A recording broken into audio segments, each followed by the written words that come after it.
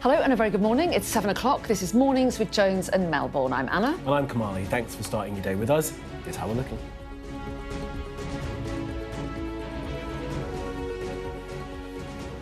Prime Minister wins concessions on travel and whiskey tariffs from Beijing, but Donald Trump has this warning to Britain and Canada on trade with China.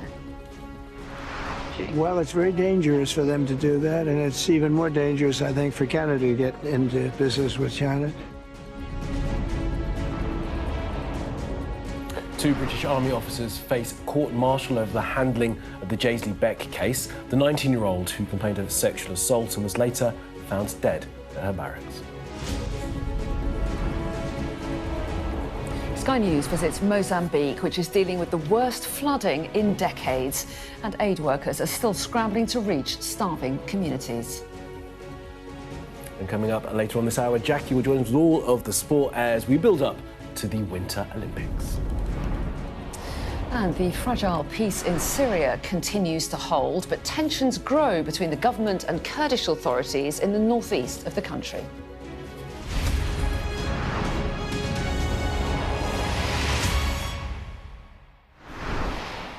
Hello, very good morning. Thanks for joining us. So the Prime Minister continues his China trip today, but a brief word from President Trump has threatened to overshadow the tour. So Donald Trump warned the UK and Canada about getting into business with China, saying it's a very dangerous strategy. Yeah, well, still, the Prime Minister will be hoping to talk up his trip so far, and he's going to point to visa-free travel for up to 30 days for Brits who want to go to China. He's also managed to halve tariffs on whiskey exports. But here's what President Trump had to say overnight. What do you think about the UK getting into business with China? Keir Starmer was in Beijing. Well, it's very dangerous for them to do that, and it's even more dangerous, I think, for Canada to get into business with China. Canada is not doing well. They're doing very poorly, and you can't look at China as the answer. That's a big hurdle.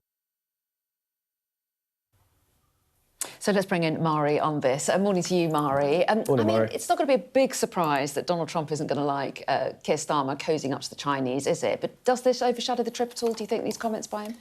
I think, unfortunately, it does. And the reason I think it does is because there is just so much interest in Donald Trump. Donald Trump always manages to steal the limelight, overshadow every other leader almost. And he always manages to kind of throw a spanner in the works when, actually, if you look at what's happened with Starmer's visit to China the past couple of days, they're trying to actually show quite a positive angle to this refresh of this relationship, talking about having a more nuanced, sophisticated relationship and a more grown-up approach to China. And therefore then this kind of bombshell comment from Donald Trump. Now, Donald Trump likes to say controversial things. Of course, he was, moaning about the Chagos deal after the US had signed it off and were happy with it, for instance. That frustrated Number 10 as well. So it's not necessarily surprising, but nonetheless, it is going to be frustrating, especially for Keir Starmer, when he's going to be answering questions from Beth Rigby later today in Shanghai. And, of course, that's going to be uncomfortable. Yeah. I mean, is this, though, exactly the reason why Keir Starmer talks about being clear-eyed, realistic, pragmatic in his approach to China? Because everyone's starting to realise that they can't rely on the US administration and Donald Trump. Absolutely. And the difficulty, of course, for powers like the UK that aren't as huge and as important as the US, as much as people might like to think we are. Which they want to be, right? We're not. Therefore, you're kind of slightly more limited in your options. You need to be able to grow yourself, grow your economy, and align yourself in a way that actually still improves people's lives. And what the government is arguing, you're referencing the whiskey tariffs, you're referencing some of the deals that they're talking about, potentially selling services to China and that huge market that's growing at a really fast pace.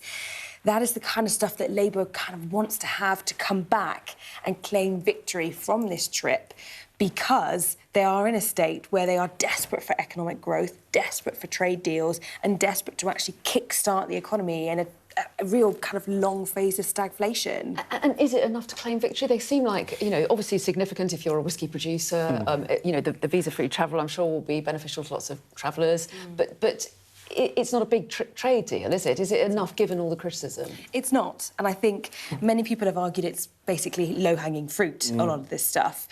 Is it really impressive enough to say that, you know, this is going to be historic and it's really going to change the way we deal with China? Let's see. Rhetoric and reality are never matching up in politics. But I think Starmer is trying to sell this as he, on the world stage, doing right by Britain. The difficulty, of course, is whenever you make these deals, well, what are we giving in return?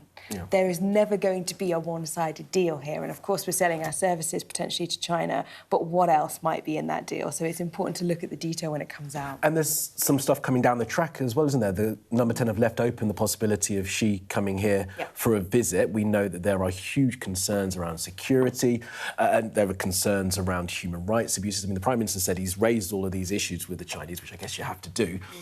What difference can it make and what impact will it have on the relationship going forward, do you think?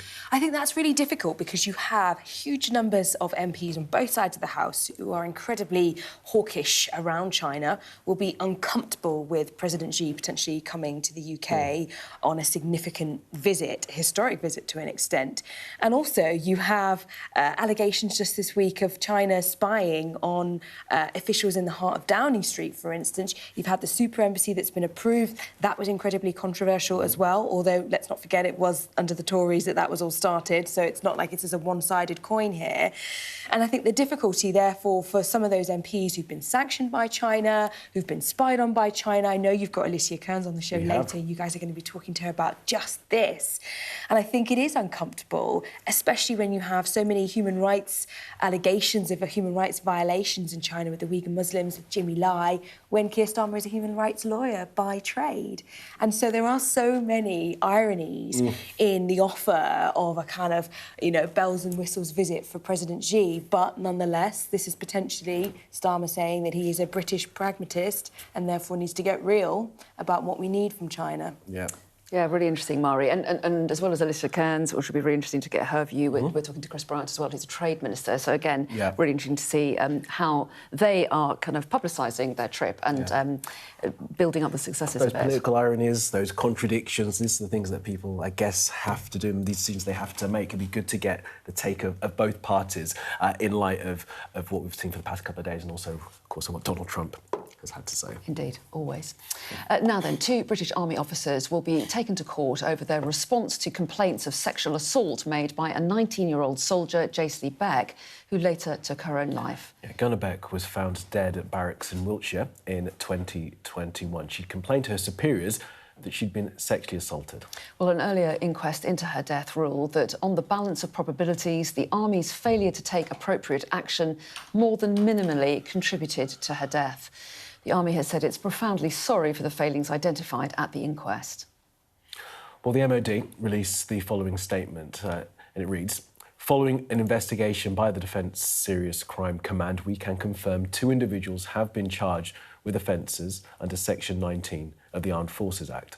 It would be inappropriate to comment further as legal proceedings are ongoing." Now, access to a life-changing drug on the NHS could transform outcomes for those with motor neurone disease. But there are warnings that it's become a postcode lottery for patients, with some trusts refusing to offer treatment because of the cost. Yeah, there's currently no cure for MND, and most people die within a few years as they lose their ability to move, eat, talk and breathe. Well, our reporter Faye Brown has spoken to 2 women fighting the disease, but only one has had access to that breakthrough treatment. Lilia describes it really as mental torture, not knowing when you wake up the next day whether you might have lost something, some other function that's gone. Since taking the drug, I've almost frozen in time. I've had no symptom progression. 2 patients, same disease, 2 very different stories. Eleanor and Lilia both have a rare form of motor neuron disease, but only one has been handed a lifeline, a breakthrough drug that can stop the degenerative condition in its tracks. They tell you when you're diagnosed that, you know, could be a year to 18 months, maybe 2 years if you're lucky. And if you're really lucky and you outlive those, you know, it's a 2 to 5 year potential timeline. MND causes the muscles to get progressively weaker. Most patients lose their ability to move, to eat and to breathe. I was 43 at the time. a mum of a 9-year-old, so thinking that I was not going to see her grow up, that I wasn't going to get to 50. But Eleanor did celebrate her 50th, and in style. It's all thanks to Tofersen, a new drug that has stopped her symptoms from getting worse. She calls it a miracle. For now, it literally has allowed me to continue living, you know, spending time with my family, my daughter, going away with friends, you know, things that I just think I wouldn't be able to do when I was diagnosed. Eleanor was able to get the drug through an early access programme run by its manufacturer, Biogen. Biogen has made the drug available to the NHS for free. But while the drug itself is free, some trusts say they haven't got the staff or the resources to administer it. That's caused a postcode lottery, with people like 19-year-old Lilia being denied the treatment. She's in a wheelchair, she can't use her lower limbs, her upper arms are getting weaker. And one of the biggest things for her is that she used to love doing Lego and artwork, and she can't do any of the Lego and artwork. Tofersen needs to be given to these patients as early as possible to preserve function, and you know, every day matters. Ministers are under pressure to intervene. This drug is only for a small number of people with an inherited form of MND. MPs say they're aware of 20 people who can't get access to it and 4 people who have died awaiting treatment. The government says work is ongoing to see if this drug can be recommended for routine use on the NHS, but that's a process that can take months, if not years. And those that are getting the drug, we're really, really happy for, but you know, it's one of those where, to me, either it should be something available on the NHS or not at all, because it's like a carrot that's dangled and then it's taken away. So there's another story here too about NHS red tape. Tofersen has given hope for future breakthroughs, not just in MND, but other diseases. The government has invested millions into finding new treatments. But unless there's a simpler route for people to get these treatments on the NHS, access will remain a key issue. And motor neurone disease is such a cruel disease, isn't it? Rob Burrows, of course, the legendary rugby league player, really brought it to prominence for a lot of people, didn't they, with his campaigning after he was diagnosed with it. And we are going to be talking to Rob Burrows' father a little bit later about this story and this issue of a postcode lottery for this particular drug. Yeah, looking forward to having that conversation. All right, now to Venezuela, and the acting president there, Delcy Rodriguez, has signed a new law that will open the country's oil sector to private firms. Yeah, it comes less than a month after the then President Nicolas Maduro was seized in a US military operation in its capital. On the same day the law was signed, the US Department of Treasury began officially easing economic sanctions on Venezuelan oil and expanded the ability of US energy companies to operate there. Now, dozens of communities in central and southern Mozambique have been cut off 2 weeks on from the catastrophic floods. Yeah, nearly 700,000 people. That's a huge number affected by the disaster, which has torn apart critical infrastructure, making it even harder to deliver aid to those communities that have been affected. Well, international assistance has begun arriving after Mozambique's government requested help for the hundreds of thousands of people impacted by the disaster. British rescue workers responded, visiting the worst-hit areas of Xai-Xai and Maraquenue in the country's Gaza province, north of the capital, Maputo. Our Africa correspondent, Yusa El-Bagir, joined some of them and sent us this report. Miles and miles of Mozambique is underwater, flooded by rainfall as climate change batters this coastal country. Absolutely gut-wrenching. This is what 10,000 square kilometers of flooded land looks like. Homes submerged, farmland completely destroyed, and communities cut off. And the only way to get them the food they need to survive is in helicopter trips like this one. No, normally it's not an island. This farming community is now an island in a sea of stagnant water, surrounded by submerged roads and flooded fields. And the thing is, this island is way too big to be evacuated, and but all their rice fields and, in general, food is from outside where it's flooded.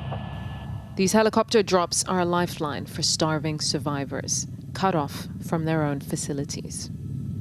Down here, that's the soccer field, completely submerged, and right next to it there is the hospital.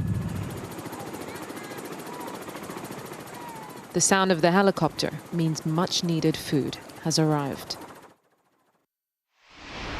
Well, pleased to say that Yusra joins us now live from Maputo. Yusra, morning to you. Great to have you with us. Take us through what you have seen during your reporting. 700,000 people in need. It's an extraordinary figure. It's absolutely devastating, and what has been so shocking is just the vastness of these floods. 10,000 square kilometres. That's an area the size of Cyprus submerged in floodwater. And what we saw are communities completely cut off. That island is not really an island, it's an island created by climate change. And these are some of the worst floods that the region has ever seen. The people told us they need food, they need medicine, they need clean water. Their natural sources of clean water are now contaminated. The fields that they farm on are now destroyed. And that is such a harsh reality for rural communities here in Mozambique, where already 4 in 10 children are facing chronic malnutrition. And what we know from medical experts, that even one bout of diarrhea or a symptom of waterborne infectious diseases like cholera could kill a child. The children here being heavily impacted. More than half of the close to 700,000 people affected are children. We went to a school shelter where there are around 300 children who now are with their families who've lost everything. We saw clothing being donated by teachers, and we saw local leaders. The mayor of Maracuene, an area here in Maputo province, extremely concerned. He told us that they've saved over 3,000 people from floodwaters, and now they have to figure out how to feed them morning, afternoon and night. Mozambique has called for international assistance. We met UK search and rescue volunteers here working hard, being out on the water, trying to save people. And once they are saved, they have to face the reality that they've lost everything. Now, extreme rainfall has pounded the region. We've seen flooding in South Africa, in Eswatini, in Malawi. And what happens is that the floodwaters rush down to Mozambique to go out through the sea, and that's what we've seen here. Aid workers are just completely overwhelmed by the sheer scale of the needs. There is insecurity here in Mozambique in the north, and a lot of the aid that reaches those communities impacted by the Islamic State, by terrorism, are now having to redivert aid to the victims of flooding, because though there is, there isn't enough resources, there are now double the needs. That's the reality of climate change here. World weather experts are saying that extreme rainfall events have intensified by 40%. That's what we've seen here in Southern Africa. That's what we're seeing in Southeast Asia. And what has been landing to us as a team is the fact that this is the brutal reality of climate change on the ground. The most vulnerable, children, elderly, people who are already facing poverty, are the ones who are the most impacted. Yusra, give us a thought as well on how prepared those nations are for this sort of thing. We've known that this was going to be something that would happen as weather worsens through climate change. Are these countries in any way prepared infrastructurally to be able to deal with these worsening storms and these worsening natural disasters? Well, Mozambique is no stranger to floods. They have a cyclone season every year. But what was so overwhelming this time is that this rainfall has impacted the community very early on in cyclone season. This isn't a cyclone event. This is just the sheer scale of rainfall. And it is hard to figure out what climate disaster to deal with at a given time. Funds that were used for drought are now being used for flooding. Evacuation orders arrive to communities way later than they should have. Some people receive text messages, we're told, hours after they should have evacuated. And even when it does come to evacuation, it's boats used by local leaders, by volunteers that are getting people out. So the infrastructure just isn't there to carry out such mass evacuations. And the reality is that some areas, like the island that we saw, is just too large to be evacuated, and all the roads that do connect these communities to the rest of the country are completely submerged. So essentially, an issue around infrastructure and development is now being worsened by growing climate disasters, growing in intensity, growing in scale, in a country that's already dealing with a lack of development all across rural areas. Yusra, thanks very much indeed. Thank you very much. Really powerful reporting there. So let's get the latest now on the government trip to China, and Keir Starmer, who is on his second full day of that trip. We can now talk to Chris Bryant, who's Trade Minister, and he joins me now. Very good morning to you. Thanks so much for talking to us. So, as we say, the second full day of the Prime Minister's trip to China, and he said that the UK's relationship with China is in a good, strong place. So what do you make, then, of Donald Trump's comments overnight when he said that it was very dangerous for the UK to deal with China? Well, he also said that President Xi is a friend of his and that he's going to visit him in April. I sort of agree that, of course, you have to go into your relationship with China with your eyes wide open. You have to challenge China on the issues where we disagree with them, but you have to face the fact that China is a major power in the world. It's the second largest economy in the world, and it's our fourth largest export market. So it will be absolutely bonkers of the UK not to engage with China. I think it's really important that Keir Starmer's been out there. And frankly, over the last few weeks, I think Keir Starmer has played a blinder, showing that the UK has to drive its own course. Whether it's over Greenland or it's in our relationship with the US or the EU, or in this case, in relation to China. And for years and years and years, I've been sick and tired of the kind of flip-flop in our relationship with China. One minute, the Tories were sort of entering into what they called was the golden age with China. And then 10 minutes later, they initiated the ice age with China. What you need to do is be absolutely clear-sighted about where we disagree with China, being able to raise those issues robustly but respectfully, and in those areas where we can cooperate and where we can drive forward increased trade, then we need to get those benefits. And that's why I think Keir's done really well. We've got a really good deal on security. So one of the things that has irritated a lot of my constituents over the years is the small boats. 60% of those boats have got motors that were made in China. This isn't going to be the single thing that will solve this issue, but the security deal that we struck with China to try and sort that is, I think, an important part of the deal. OK, and let me look at some of the other parts of the deal that have been announced so far. We've got this visa-free travel deal, lower whisky tariffs, and also a big investment by AstraZeneca into China. But it's not a lot. It's not a big trade deal. Is it worth it, given all the criticism around this visit? As I say, it's about having our eyes wide open about one of the biggest international trading partners that we have in the world. I would say that the deal on Scotch whisky is a good one. People weren't expecting we'd be able to get it over the line. Keir Starmer has. That's worth £250 million, roughly, over the next few years for Scotch whisky. And that, incidentally, of course, is on top of the deal we've done in India, which has seen tariffs cut from 150% to 75%, and the deal we did with Argentina, which means we've got Scotch whisky geographical identification in Argentina. These are the kind of issues that we're driving up in our trade negotiations all around the world.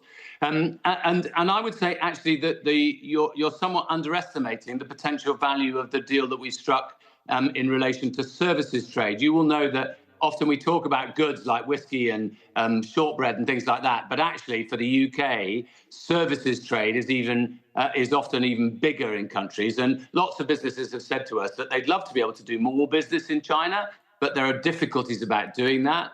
That's why we've launched a process which will take a few months to look at how we can increase our services trade with China. I think that will end up being worth billions and billions of pounds. OK, that is just at this stage just launching that process, isn't it? But I also want to ask you about comments made by the Prime Minister's official spokesman indicating that President Xi would be welcome in the UK. Can you confirm that? Would President Xi be welcome for a visit to the UK? Well, the visit of a president is normally a matter for the palace as well as for the government. So I don't want to get ahead of myself. It's not for me to be issuing invitations. But obviously, President Xi came to the UK in, I think it was 2018. I think Theresa May was the Prime Minister who invited him then for a state visit. But look, we just need to have can I just get your view on it? Sorry, but do you think it would be appropriate, given that Beijing has sanctioned 5 MPs, I think it is, 2 members of the House of Lords? There have been allegations just this week about spying at the heart of Westminster. Do you personally think it would be appropriate? It's lovely to try and catch me on the hook of trying to give a personal view, but I'm a government minister when I'm sitting here, and I have to make sure that we are driving forward our relationship with China with our eyes wide open. Of course, we take all those issues that you've just raised extremely seriously. And I'm sure that they would factor into any discussions that there would be about any potential visit. But honestly, that is so far above my pay grade that I am not going to tread there. Sorry. OK. That's OK. Maybe you may have the same answer to this question, then. I do want to ask you also about the EU prescribing the IRGC in Iran as a terrorist organisation. There are reports this morning that the UK will follow suit. Can you confirm that for us? I can't. As you will know, the government, successive governments, Conservative under various different versions and Labour governments have never commented on whether they're going to prescribe something in advance of doing so, and I'm not going to do so here today. The one thing I can say, though, is that we recently looked at whether we have the right legislation to be able to tackle the issue in relation to Iran. Of course, this is a body that only exists in Iran, not in the UK. And the recent review suggested that there was a legal problem, which we will have to sort out. But look, let me be absolutely clear, first and foremost, that Iran's treatment of the protesters is despicable and appalling. Hamish Faulkner, who's the Minister for the Middle East, brought the Iranian ambassador in to give them an official complaint about the murder of so many thousands of protesters in Iran. It just shows what a brutal regime it is. But also, of course, we've been trying for many years now to make sure that Iran does not proceed towards having its own nuclear weapon. And we want Iran to come to the table for proper negotiations to get back to a safe and secure Middle East. Finally, just a quick word on the issue of the cancelled local elections. Reports this morning that a number of councillors are saying that they're going to stand down in revolt over the fact that these elections have been postponed. They want their resignations to force by-elections for their posts on May the 7th. What do you make of those reports? I don't think voters like unnecessary elections very much. And look, the reason this is happening is because there are lots of parts. This doesn't happen, actually, incidentally, in Wales, where we only have unitary authorities. We don't have district councils and county councils. We just have unitary authorities in Wales, which I think is far more sensible. We're moving towards that system in England, and it's going a bit patchwork. Some parts of England have unitary authorities, others don't. I mean, it's simply illogical, it would seem to me, to pursue having elections for people who will only be in post for another year. It just seems an unnecessary cost in local authorities. And that's why we've moved to postponing the elections until the new local authorities are created. I think in the end, it will be far more sensible. I mean, why on earth would you have a director of finance for your local district council and a director of finance for your county council? This is going to be a much more rational system which will save money and end up delivering better local services for people in England. I think creating unnecessary elections is a bit daft, and when it's happened in the past, voters haven't cared for it very much. OK, well, we'll see what happens with those councillors as the... Can I just say one other thing, incidentally? Yeah, go on. Just one other. I was in Kyiv in Ukraine a couple of weeks ago. It was phenomenally cold, and one of the things that really broke my heart was there were air raid warnings every night because the Russians are trying to bomb the Ukrainians into freezing to death. I've been really grateful. So many companies have come forward with offers of emergency generators to be able to help the people in Ukraine. I'm enormously grateful to those companies. Thank you very much. OK, Chris Bryant, we appreciate you saying that. Thanks very much indeed for joining us this morning. Thank you. Thank you. Chris Bryant, one of the government's better communicators there. I thought fascinating when you tried to get him to offer his personal opinion about President Xi. Yeah, I guess, you know, his role as a minister makes it difficult for him to step outside what's agreed. Almost stepped into it, but not quite. And that is exactly the point that I've been making all morning about this dance that they're having to do between this sort of realism, this pragmatism, and perhaps what they really do feel. As Mari was pointing out, Sir Keir Starmer is a human rights lawyer. He knows that there have been human rights abuses in China, and yet the government have to maintain this kind of relationship with China, especially at this point when they're seeing the US administration being so unreliable. Yeah, and no doubt China keen to kind of push its role in this sort of moving parts that's going on at the moment between different alliances and how people view them. They will want to be seen as a kind of stable partner that welcomes the likes of a British Prime Minister. So it's really interesting what's going on there. It definitely is right. We're going to stick with the Prime Minister's trip to China, because coming up in just a few minutes' time, we're going to speak to the director of the Royal Shakespeare Company, because there has been a delegation from that organisation in China with the PM.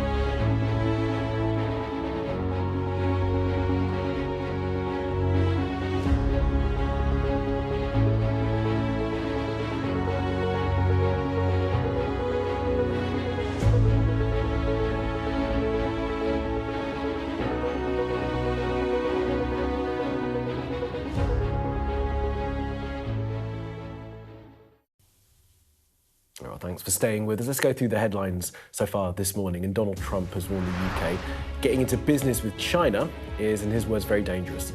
So Keir Starmer is rounding off a 3-day visit to China, where he's secured deals such as halving tariffs on whiskey and scrapping visas for UK visitors to China. 2 British Army officers will be taken to court over their response to complaints of sexual assault made by 19-year-old soldier Jaisley Beck, who later took her own life. Mozambique is dealing with some of its worst flooding in decades, with communities cut off, now relying completely on airdrops. Sky News has travelled with rescue teams to some of the worst affected areas. So the Prime Minister will finish his tour of China today, with the 2 countries signalling a reset in relations. Yes, Keir Starmer and President Xi Jinping committed to greater trade cooperation while also discussing football and Shakespeare, of course. Yeah. Well, joining us now from Beijing, I'm delighted to say, is the director of the Royal Shakespeare Company, Daniel Evans. He was part of that trip. A very good morning to you. Thanks so much for joining us. Morning, Daniel. So tell us a little bit about how you got to be involved in this trip and what you wanted out of it. Well, we were invited because the significance of the trip for us is that the Prime Minister invited not just a whole load of business leaders, but also cultural leaders.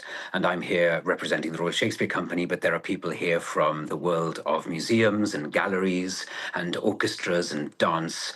So it's a real plethora of a cultural delegation too. And the RSC, I'm pleased to say, is obviously a global theatre company. And our mission is to make thrilling theatre that brings people together in order to spark joy and to create opportunities. And the RSC does have a long-standing relationship with China for over 10 years. And our recent, most up-to-date tour of Matilda starts in 2 weeks' time. So Matilda, the musical, will play 5 cities in China, and by the end of that tour, because it's the 3rd time it's played in China, we'll have reached 500,000 Chinese attendees. So we also have an educational arm, so we've been working in schools in China for 10 years. So part of my being here is to explore what further opportunities there might be for us to collaborate. Excellent. Well, I learned something just then. I didn't know the RSC were putting on Matilda, so that is fantastic news, and we can see how that will be well received, I'm sure, all across the world. I thought it was all Hamlet and Macbeth that you guys were putting on. I mean, do you put on the Shakespearean classics, though, in China as well? We have done, yes. So 10 years ago now, we brought Henry IV, Part 1 and 2, and Henry V, 3 plays. They played at the National Centre of Performing Arts, which I had the pleasure of having a tour around yesterday. An amazing building, an amazing feat of architecture, where they have 2 theatres and concert halls and exhibition spaces and restaurants. And they had a proud photo of that production up in their exhibition, which was a proud moment for me. So part of the trip is to understand what the appetite is for more Shakespeare, and indeed to explore a wider cultural context. Well, yes, and so clearly it's business for you, but also what role do you think this cultural angle has in relations between the countries? I mean, obviously this trip involves a lot of businessmen, but culturally, how important do you think it is? Well, we know that culture plays a significant role in many, many aspects of life. We know that culture back home, for example, is a significant contributor to the economy and to the exchequer every year, not just through ticketing income, but also through that secondary spend of bars and restaurants. It also makes our towns and cities back home places that are worth living in, places where people want to live, because it gives places their soul. But in terms of what we might be doing here on this trip, the part that culture might play, you know, theatre is about storytelling, and theatre brings strangers together into one room to hear a story together. And during that story, audiences are asked to imagine themselves in other characters' shoes, to walk around in those shoes. And so part of us being here is imagining what might be what might happen between us? What deeper understanding can we foster between our two nations? I suppose it's part of what they might call that soft power. Mm-hmm. And as my editor just said, am I a strange bedfellows? That's from The Tempest, isn't it? I mean, do you think it's slightly strange bedfellows, perhaps, that we are getting closer again with China, considering all the concerns that we've been highlighting this morning about human rights, about security concerns? All I can say is that China has itself an ancient theatre tradition and an ancient cultural tradition. We were looking at pottery that was possibly 20,000 years old yesterday. Their story tradition goes back as long as ours does. And what we often find in these spaces where we can create theatre and bring people together is the glorious thing about humanity is that we have more in common than divides us. And as the world gets more and more polarized, we'll probably find that art and storytelling, whether it's through theatre or dance, will be an amazing vehicle to be able to bring people together, to foster greater understanding of our two cultures. Yes, our differences, but also that crucial thing of our common humanity. And that has a crucial role to play, obviously, in modern life. 100%. I'll take that as a final sentiment. Daniel Evans from the Royal Shakespeare Company. Really appreciate your time. Thanks for joining us. Yeah, thanks very much. Thank you very much. Bye-bye. Now we're going to talk about Syria in a moment, because the ceasefire there is holding. This is a ceasefire between the new government's forces and Kurdish authorities in the northeast of the country. Yeah, for more than a decade, the Kurdish-backed forces have governed that part of Syria, but now face the threat of the government's growing influence. Well, our international correspondent Alex Rossi has been travelling across northeast Syria, visiting frontline positions. And here's a clip from his report where he visits an Islamic State detention camp still under Kurdish control. We visited Al-Roj camp, still under Kurdish control, where many foreign women and children linked to ISIS members are detained, including Shamima Begum, who had her British citizenship revoked. Inside, women and children live in harsh, overcrowded conditions. Zilan, from Turkey, was just 12 when her parents joined the Islamic State. She's now 20. When we were brought here, no one asked for our opinion. Whether we wanted to come or not, it was our parents' decision. I've been in this camp for almost 9 years. I worry about dying here. I can't see a way out. Like thousands of others, she's been stuck in this camp for years, trapped in legal limbo, with no country willing to take her back. Since the conflict erupted again, there are huge questions about what happens to the tens of thousands of ISIS prisoners and detainees in these sprawling camps in northeast Syria. The fear is that if security breaks down, there could be escapes, ISIS could regroup, and there could be renewed attacks, not just in this region, but also in the west. The head of Al-Roj told me the mood inside the camp has become much darker since government forces began their advance.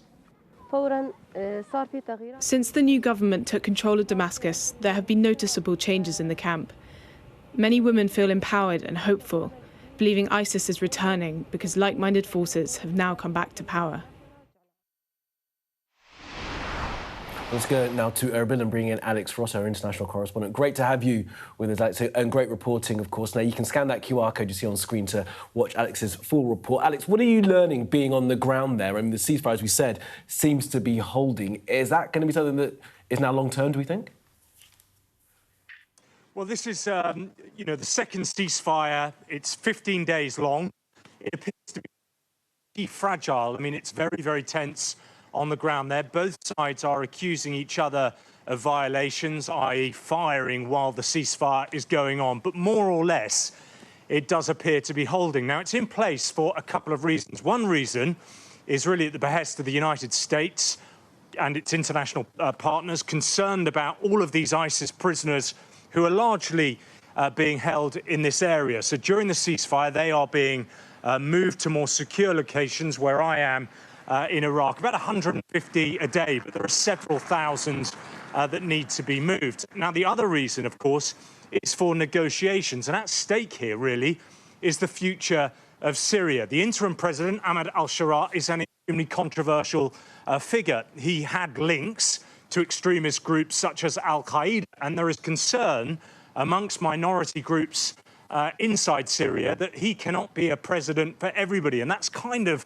what's being played, what we're seeing being played out on the ground now. It's interesting that when you speak to the Kurds, they don't refer to him as Ahmad al-Sharaa. They refer to him as Jalani, his nom de guerre when he was fighting in the Syrian civil war. So people are very, very suspicious.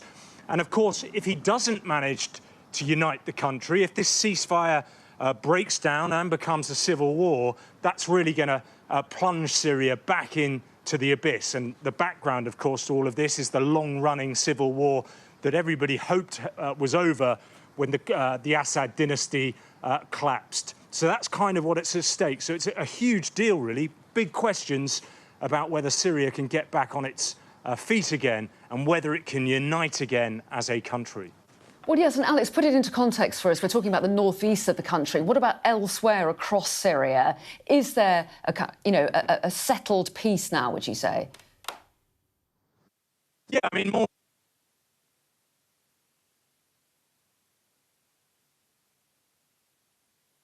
Didn't it? But we thought it was going to hold. Alex, I don't know if you can hear me, but we've lost you. Let's get back next time. Hopefully we'll get back to you in the next hour. We've just lost your sound for a minute, Alex. Apologies for that. But thanks for the moment, and we'll try and catch up with you a little bit later on. Appreciate the reporting there from Alex. He says the ceasefire is there, fragile, but holding in places. And we'll get his explanation of what's happening in the rest of the country from your question. Yeah, we may not get an explanation on why we lost the sound, though.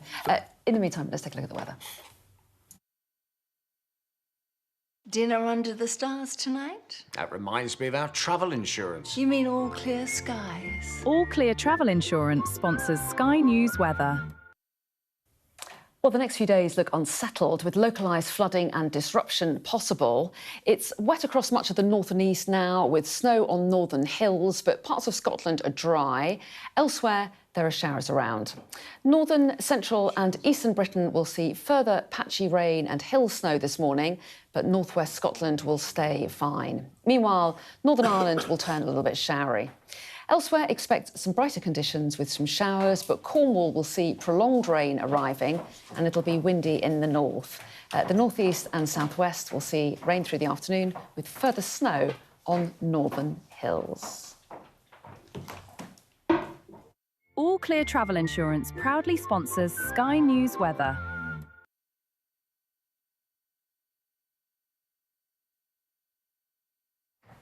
Oh, here she is. Jackie. Yeah, Jackie's joined here. us. Sorry, that was a little bit Last rushed. minute. So you can see No one would have known. You didn't need to say that. I know. I've gone to wind up a little And bit. breathe. And breathe. Yeah, going to be talking about Europa League goals last night. We've got a few of them, not all of them. There's too many. But the draw is today. You're particularly excited because Forest... 4-0, excellent It would have been result. better if they didn't have to go to the playoffs, but they did. Talking about Forest. Also, right now in Australia is the first men's semi-final going on. And thought it was going to be a bit of a walkover for Carlos Alcaraz. No, Zverev is fighting back. Excellent. So we'll talk about that too. Interesting. And celebrations begin for this year's Winter Olympics in northern Italy, including a concert featuring this cello made of ice.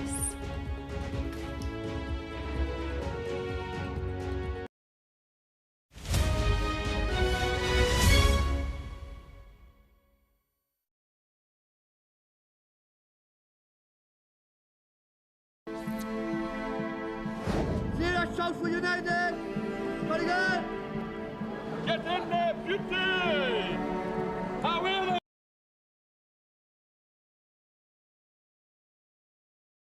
Okay, there's a lot of firing going on. Can you explain to me why? We're journalists, sir.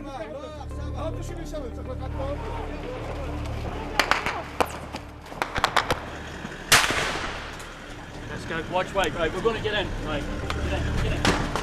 Get in. We just want to ask you a few questions about your involvement with ISIS. Next step for them, quite often, is getting on a boat and sailing illegally over into Europe. Es un solo procesamiento, una sola sacada. Oh my goodness. Whoa, oh my goodness. If you weren't affected, you'd be a bit of a strange person. Turn off the camera, turn around and go away. Okay, but Listen, I told you 3 times. They saw 2 guys, 2 bad people. There's an absolutely packed dinghy. But that is what it's like. Sometimes you have to put in an awful lot of hard work. It's worth doing. I suppose it is what we do. Turkey is burying its dead. Whole families died in this collapse. Generations wiped out. I'm Siobhan Robbins, Sky's Europe correspondent based here in Berlin. This is just a small sample of the deadly arsenal taken off the streets. Anyone could say, I'll do that, and then have to go and shoot someone. Yes. Sky News, get the full story first. Liberation Day. By popular demand, here we are. Donald Trump. It is quite the story. Wherever it goes, on Trump 100, we go with it. Can you tell us who you're looking for? Unbelievable! incredible we've come to this. Are you overstating the reach and significance of this deal? Not like you said it. From the UK? Why don't you go back to your country where you have a major migrant problem? It was 10 feet from him, and all of a sudden the shots rang out. People impacted. I'll tell you on another day on the podcast what that was all about. Join us wherever you get your podcasts.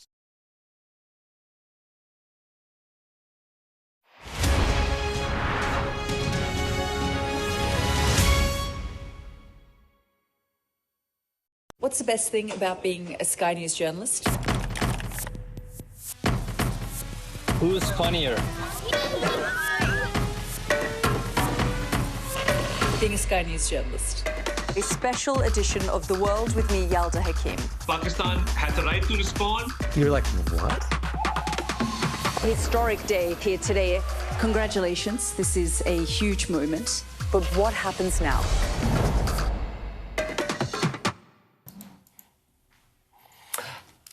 Go on, I was going to start Go then. on, you start. Thanks for being with us. JB is still here. Make your mind up. Exactly. Are we it's here? that time again. Yeah, let's Winter get Olympics. going. Winter Olympics, right? Round the corner, yeah. Just happened. Are you reading what's on there? No, carry on. Making it up. Yeah, well, the Winter Olympics are around the corner, and I'm very pleased to say that we can speak now to a man who has made a cello out of solid ice. Yeah. Can you imagine such a thing? Well, I just can't imagine how it would sound, really, or whether it would play properly. Love to hear how it would sound. Let's speak to Tim Linhart, who's going to explain to us about this feat. Tim, morning to you. Thanks very much for being with us. Hope you can hear us OK. Oh, we're not having much luck. No, I mean, we're talking about frozen cellos. I think the line's frozen as well, sadly. Oh, there we go. Can you hear us, Tim? Tim Linhart, can you hear us? We're struggling with this, guys, aren't we? Unfortunately, it definitely has frozen. Let's move along. But let's just take in this amazing instrument that he's made. It's amazing. He's playing there. It's quite extraordinary, and he's been building ice instruments for 25 years. Yep. I'm reading here, which we were hoping to ask him ourselves, but it took him a week to make of it. So the body of the cello is ice with regular strings and a regular neck to it, and the sound box is made of ice too. He's going to be part of this cello is going to be part of an orchestra as part of the celebrations ahead of the Winter Olympics in Milan. I know what you're all thinking. What does it sound like? Well, once we can re-establish the connection, if not this hour, the next hour, we'll maybe give you a little blast of what that cello sounds like. How have they stored it? So he's made it, and they've got to keep it, obviously, at a certain temperature, Deep freeze, otherwise it melts. They keep it in an icebox ever since he made it, or does he make it last minute? Are these quite new pieces? Shall we just see if he can hear us again? Tim Linhart, can you hear us now? No. All right. Let's we thought we might be back, but no. But they are around the corner of the Olympics. They start next Friday, so the opening ceremony will be on Friday. But in a sort of quirk of the scheduling, the curlers in the mixed curling, which is Bruce Moat, who's the world #1 curler, and Jen Dodds, who won gold with Eve Muirhead last time at curling, they start their Olympics, I think, Tuesday or Wednesday. So they've actually got quite a few matches before it all kicks off, which Bruce was quite excited about because he thought, get us in the swing of it. Yes. You're a fan of this curling, aren't you? Yeah, I get it. Even though I don't do winter sports, I'm a terrible snowboarder, I really get into it. I just think any racing, it's on telly. Racing is good. And it looks fantastic as well. Any competition. Yeah, exactly. We'll get into it, I'm sure we will. And it does look fantastic. Yeah. What else do you have? Meanwhile. So we're going to talk tennis in a minute because Australian Open is happening right now as we speak. It's the men's semi-finals this morning. So I thought this would have been done and dusted, the first one already. Carlos Alcaraz, the world #1 player, against Alex Zverev right now. And it's actually gone to a tie-break in the fourth set. So Zverev's fighting back. If he gets this, it will go to 5. Yeah. So exciting. We'll keep you updated on that. So I mean, it's very difficult for anyone to get past Alcaraz, the world #1, and Sinner, the world #2. But Zverev giving it, who's never won a Grand Slam, giving it a really good go at the Australian Open final. Sinner will be playing later against Novak Djokovic.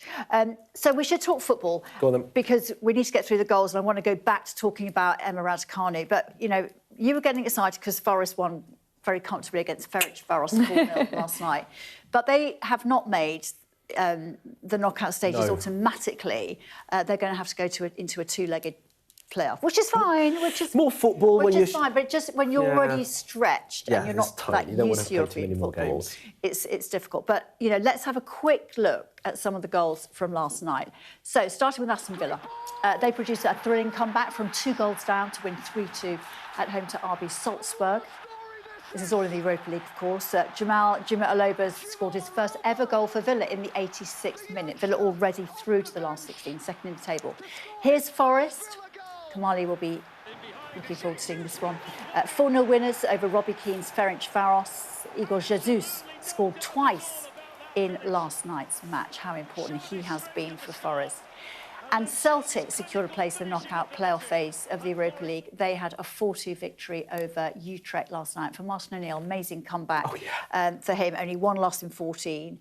We'll show you that goal when we get it. Rangers did not win last night against Porto, and they're already knocked out. The draw is at 12 o'clock looking today. out for that playoff. So that will be a good thing for you to look out for. Yes. Now, going back to tennis, let me just tell you, still in the tie-break. Zverev is nosing ahead, 1 point away from the 4th set. Yesterday, Emma Raducanu sacked her coach, Francis Roig, which now looking for her 10th coach. And I had a look at this guy as well. He's Nadal's coach for 17 years. He was part of the Nadal coaching setup for a very long time. He lasted with Emma since August. She went out in the second round of the Australian Open. I was just really disappointed in that and pretty much said, I need to find a way to start playing again the way I used to play when I was a child, which was... And I remember watching her as a child when she was 11, and she was very brave. She used to go for the corners and and play really high-risk tennis. Nice, OK. And I guess she's sort of feeling like, I'm not playing that, I'm not hitting any shots well. Very disappointed to go out in round 2 in Australia. But that said, she does sort of seem to go through her coaches. Yeah, Mark just Petchey, not gelled with anyone. No, Mark Petchey did really well with her sort of in the middle of last year during Wimbledon, and he seemed to have a lot of success. But he's also a commentator, and I don't think could quite juggle doing both jobs. Okay. But when you're with a coach, you've got to find somebody that you really like being with, as well as they're coaching you, because you're with them all the time and you're travelling the world with them. And it's very, very difficult to find, I guess, that good fit. And she's finding it very difficult. But you know what? The way she's ranked in the world, she was seeded to reach the last 32. She didn't quite go where she wanted to. But finding that magical person for her team has just really eluded her. Well, let's hope that she finds that person, because she has been through loads of coaches. We were going to talk about this last week when she went out. I want to talk to you about how well she was doing and how difficult she's finding this period of her career. Yeah. She finds that coach that she can work with. The trouble with Emma, got it, obviously. The trouble with Emma is she won the US Open so young that now everything else seems second best. And she hasn't really been given the opportunity away from the spotlight. And it added such pressure onto her because of that extraordinary success so early on. Yeah, amazing stuff. Some people never win those. More in the next hour, and maybe some frozen cellos, who knows? Coming up.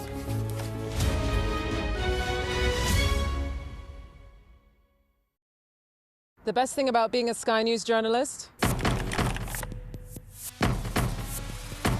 They call him the king of the jungle. Being a Sky News journalist. Yusra Al-Baghir has this report. And this is what's left of it. As a woman of colour, how did the Harris campaign speak to you? People risk their lives to speak to us for this report. Mr. Zuma, Sky News. We're trying to see as much as we can.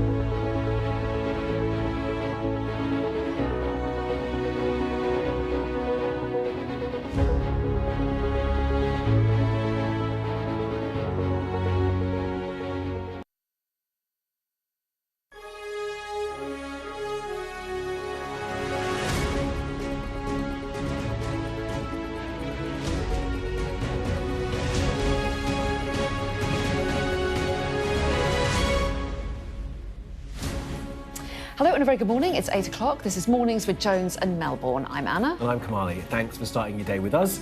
It's how we're looking.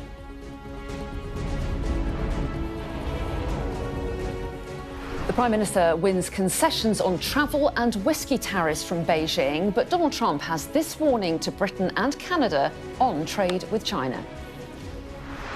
Well, it's very dangerous for them to do that, and it's even more dangerous, I think, for Canada to get into business with China. Two British Army officers face court-martial over the handling of the Jaisley Beck. This is the 19-year-old who complained of sexual assault and was later found dead at her barracks. Sky News visits Mozambique, which is dealing with the worst flooding in decades, with aid workers still scrambling to reach starving communities. And also ahead this hour, sporting icons back the government's campaign to try and deal with male loneliness. We're going to speak to one of them, the endurance athlete, John McAvoy. Also, the campaign to end the postcode lottery, which gives just a few patients access to a groundbreaking motor neurone disease drug.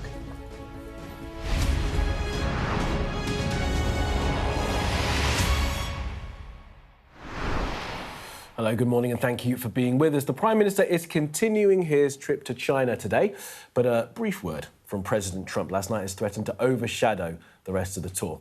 Trump warned the UK and Canada about getting into business with China, claiming it's a very dangerous strategy. Still, Sir Keir will be hoping to talk up the trip so far and will point to visa-free travel up to 30 days for Britons wishing to visit China.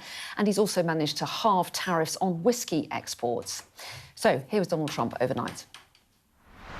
What do you think about the UK getting into business with China? Keir Starmer was in Beijing. Well, it's very dangerous for them to do that, and it's even more dangerous, I think, for Canada to get into business with China. Canada is not doing well. They're doing very poorly, and you can't look at China as the answer. I know China very well. I know President Xi's a friend of mine. I know him very well, but that's a big hurdle. I'm very pleased to say our political correspondent, Mari Aurora, is here with us for a little bit more on all of this. Mari, morning to you. Good to have you with us. So look, Donald Trump's had something to say. Is he going to throw the PM off his stride in China? Is it going to have a real impact? Well, it's not going to throw the PM off his stride in terms of the fact that he's going to be pleased he's had a relatively gaffe-free visit. It's been positive. He's struck a couple of deals on whiskey and visa-free travel and those kinds of things. So I think overall the PM is going to still feel relatively buoyant. However, does it overshadow the PM's visit in general, globally, but also here at home? Well, yes, of course it does, because Donald Trump is a news magnet. People want to know what he's saying. People want to know what he's doing. And whether people like it or not, there is huge amounts of interest and intrigue when Donald Trump says something. And the fact that he is essentially warning the UK against getting too close to China, saying it's dangerous, while the PM is literally in the middle of this visit and trying to show, put his best foot forward, as it were, I think is uncomfortable to say the least. And of course, frustrating for Number 10 when a week ago or so, it was Donald Trump criticising the Chagos deal after that's already been signed off and after already getting the green light from the US administration. So I think, as usual, Donald Trump often throwing curveballs and trying to make comments out of the blue is always going to throw people off. We are used to it, but nonetheless, it doesn't make it easier to deal with. Yeah, and I was talking to Chris Bryant, the Trade Minister, in the last hour, and he was very quick to say Donald Trump himself has got a visit planned coming up, so didn't want to seem too bothered about it. Yeah. But the problem is, I guess, it chimes with other people's criticism of the trip, concerns about security, concerns about human rights as well. So is the feeling that they've managed to do enough deals to make it worth it in the context of that criticism, do you think? I think we have to wait and see by the end of the trip exactly what comes out. I think as we are now, many people would argue perhaps not enough has been done for necessarily the huge amount of effort and time, of course. The Prime Minister's time is incredibly valuable. He's always criticised for going abroad too much. And therefore, these trips have to be seen to be worth it. But we'll see. There is still time for more to potentially come out. But I think you're right to reference Chris Bryant and the fact that Chris Bryant was basically trying to gently nudge people to noticing that actually the US president does have a relationship with with President Xi. I mean, in that clip you just played, he said, you know, we've got a good relationship, we're friends, or whatever it was he said. And so they're basically trying to say, hold on, Trump deals with this guy too, and we just want potentially a piece of the pie. And actually, there's nothing wrong with us dealing with China as long as we're being careful. But it's obviously difficult because you're absolutely right, Anna, to say there are many people in the House of Lords, in the House of Commons, that are really worried about our relationship with China and what the consequences might be if we're not really, really careful about exactly what we give to the Chinese. And I'm going to put some of those points about the dangers to Alicia Kearns. I'm speaking to her in the 9 o'clock hour. I mean, the Daily Mail's not going to be a massive fan of the Prime Minister.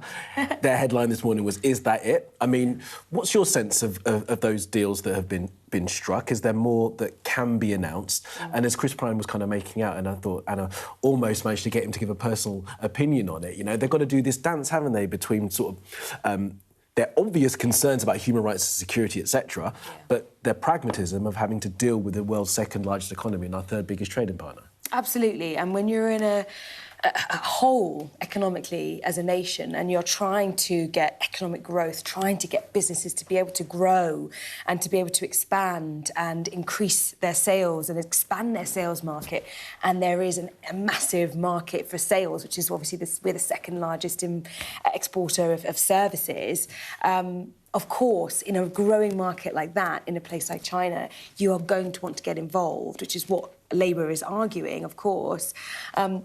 I think the difficulty always is going to be, as you were saying, you know, balancing that safety and spying concerns, even just this week, those stories coming out about spying in the heart of Downing Street, with the fact that we have to be realistic about what we can and can't achieve. And it's also important to note that if we're being honest, China is far more important than we are globally, and perhaps we need China more than they need us, which is perhaps why, when you look at so far what's been agreed, it's interesting, it's great for us in some ways, but is it monumental? Not really. But is that because actually China have bigger fish to fry and we're not in that pond? Laurie, thanks very much indeed. Let's see it all. Beth Rigby is going to be talking to the Prime Minister Looking forward to that chat on this trip, so it'll be really interesting to see what he says to her. Now, 2 British Army officers are going to be taken to court over their response to complaints of sexual assault made by a 19-year-old soldier called Jaisley Beck, who later took her own life. Gunnar Beck was found dead at her barracks in Wiltshire back in 2021. She complained to her superiors that she'd been sexually assaulted. Now, an earlier inquest into her death ruled on the balance of probabilities. The Army's failure to take appropriate action more than minimally contributed to her death. The Army has said it's profoundly sorry for the failings identified. Well, the Ministry of Defence have released a statement. It reads, following an investigation by the Defence Serious Crime Command, we can confirm 2 individuals have been charged with offences under Section 19 of the Armed Forces Act. It would be inappropriate to comment further as legal proceedings are ongoing. Now, access to a life-changing drug on the NHS could transform outcomes for people with motor neuron disease. But there's a warning, it's become a postcode lottery, with some trusts refusing to offer treatment because of how much it costs. Yeah, there's currently no cure for MND, and most people die within a few years as they lose their ability to move, to eat, to talk and to breathe. Well, our reporter Faye Brown has spoken with 2 women battling the disease, but only one has had access to this breakthrough treatment. Lilia describes it really as mental torture, not knowing when you wake up the next day whether you might have lost something, some other function that's gone. Since taking the drug, I've almost frozen in time. I've had no symptom progression. 2 patients, same disease, 2 very different stories. Eleanor and Lilia both have a rare form of motor neuron disease, but only one has been handed a lifeline, a breakthrough drug that can stop the degenerative condition in its tracks. They tell you when you're diagnosed that, you know, could be a year to 18 months, maybe 2 years if you're lucky. And if you're really lucky and you outlive those, you know, it's a 2 to 5 year potential timeline. MND causes the muscles to get progressively weaker. Most patients lose their ability to move, to eat and to breathe. I was 43 at the time. A mum of a 9-year-old, so thinking that I was not going to see her grow up, that I wasn't going to get to 50. But Eleanor did celebrate her 50th, and in style. It's all thanks to Tofersen, a new drug that has stopped her symptoms from getting worse. She calls it a miracle. For now, it literally has allowed me to continue living, you know, spending time with my family, my daughter, going away with friends, you know, things that I just think I wouldn't be able to do when I was diagnosed. Eleanor was able to get the drug through an early access programme run by its manufacturer, Biogen. Biogen has made the drug available to the NHS for free. But while the drug itself is free, some trusts say they haven't got the staff or the resources to administer it. That's caused a postcode lottery, with people like 19-year-old Lilia being denied the treatment. She's in a wheelchair, she can't use her lower limbs, her upper arms are getting weaker. And one of the biggest things for her is that she used to love doing Lego and artwork, and she can't do any of the Lego and artwork. Tofersen needs to be given to these patients as early as possible to preserve function, and you know, every day matters. Ministers are under pressure to intervene. This drug is only for a small number of people with an inherited form of MND. MPs say they're aware of 20 people who can't get access to it and 4 people who have died awaiting treatment. The government says work is ongoing to see if this drug can be recommended for routine use on the NHS, but that's a process that can take months, if not years. And those that are getting the drug, we're really, really happy for. But, you know, it's one of those where, to me, either it should be something available on the NHS or not at all, because it's like a carrot that's dangled and then it's taken away. So there's another story here too about NHS red tape. Tofersen has given hope for future breakthroughs, not just in MND, but other diseases. The government has invested millions into finding new treatments.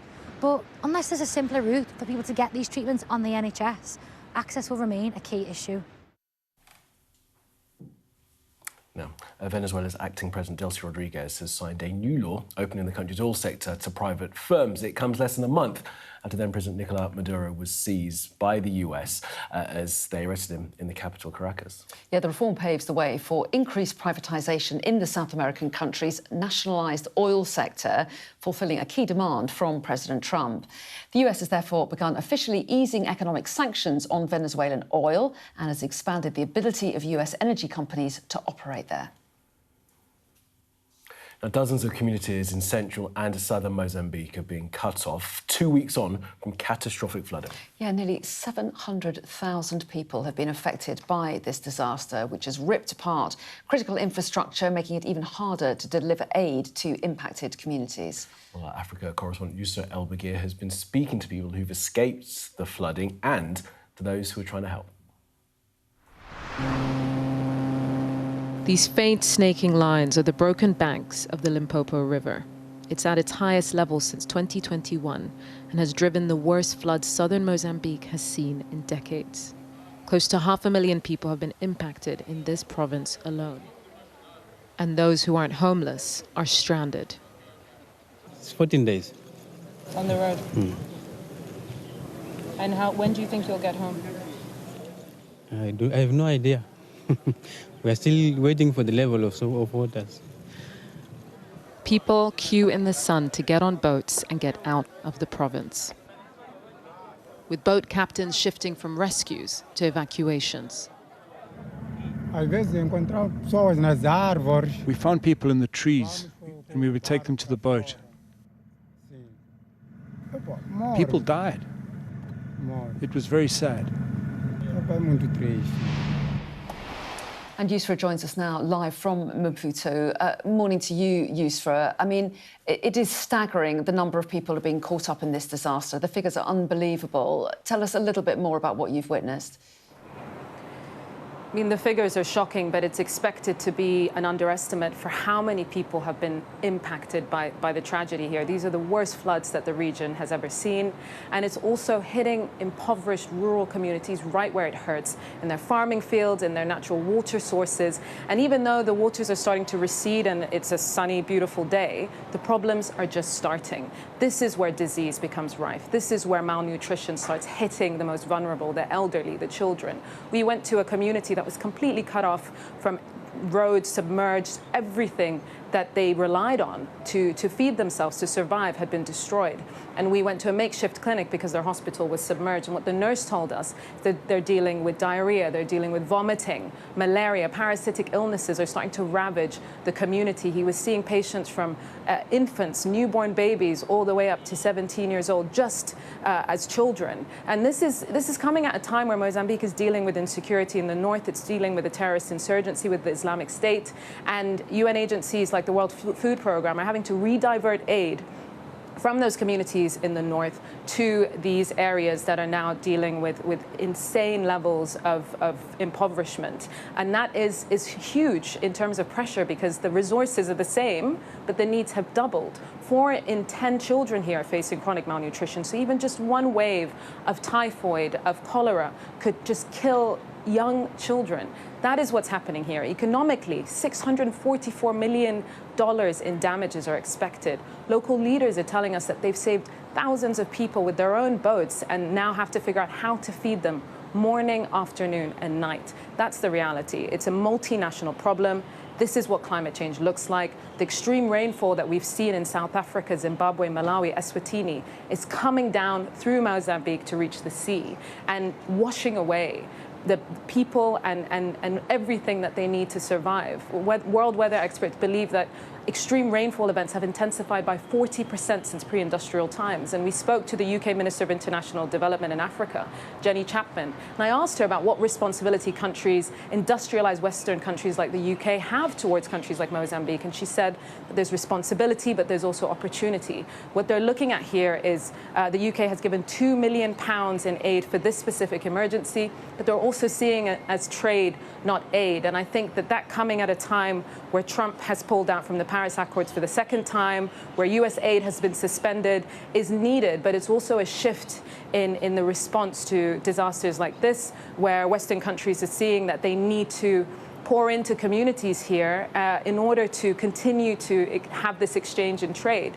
A UK search and rescue team has been here over the last week, and they've told us that they've been out on the water for hours saving people. There's been a South African search and rescue team as well. That's how bad things have been. Countries from the region, but also from the UK, teams from the UK have decided that they need to get here and help out as much as they can.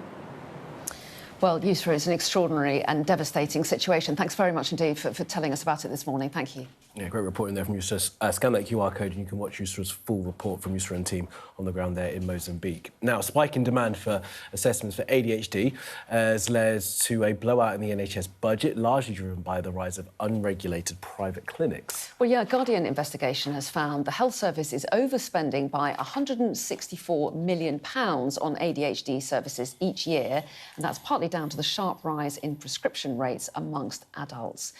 So let's talk about this issue now with Kate Silverton, who's a child psychotherapist and former presenter, who I'm sure you'll recognise, who's here with us. Lovely to see you, Kate. Thanks so much for coming in. We hear so much about ADHD these days, don't we? So I just wanted to start off by asking how you would describe it.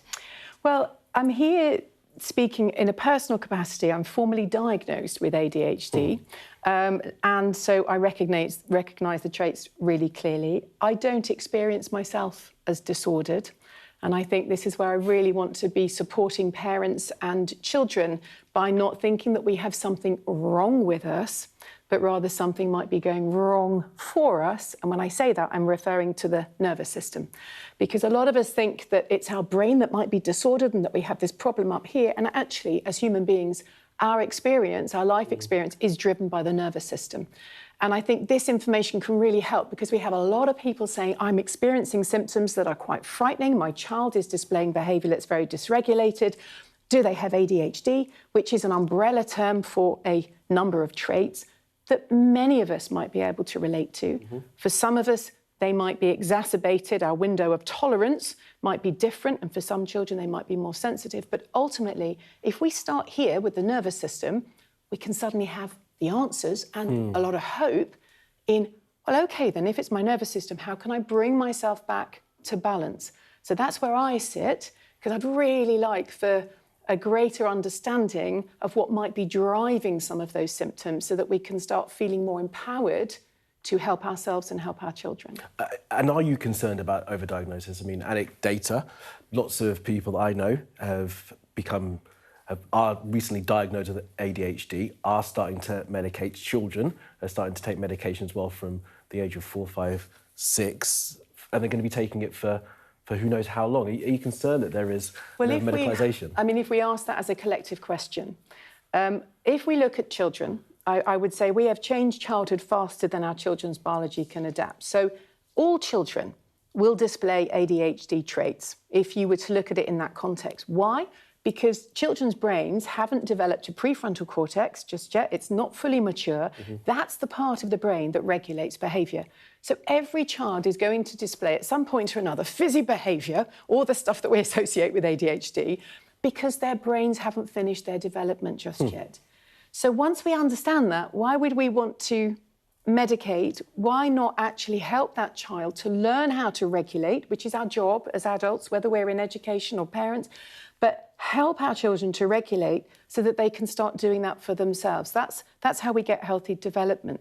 But if we medicate, we might suppress the symptoms in the short term, but we're still going to be living with that nervous system that if it's out of kilter, so is our behaviour. There'll be a lot of people watching who'll say medication is the difference between someone coping and not coping, and for them it works. But for you, who would rather try to find out some of the other ways of approaching it, how do you do that? How do you get that and data? It's an important point to say. Their medication will have a place. It will have a place, and in the short term, I absolutely understand. And I know I've had an adult recently come to me, but they got into a very, very dangerous place because they weren't eating when they're on their medication, and they really ended up in hospital, seriously ill. And he's now gone into therapy and is saying, OK, there might be another way. I'm not saying medication doesn't have a place, but let's be careful with using that when actually it's much more helpful to say, if it's a nervous system, first and foremost, driving up our behaviour, how can we help to resolve that? So how do we do that? Lots of beautiful ways of doing that. Let's just take as an example, coming here this morning, I'm a journalist with lots of experience. I'm still nervous. I'm fizzing from my toes up. I've got sweaty palms because this is important. I know it's an emotive subject, and Lord knows I know how challenging it is when we're working with the traits ourselves and when our children are struggling. I get it. I absolutely get it. So this is really important.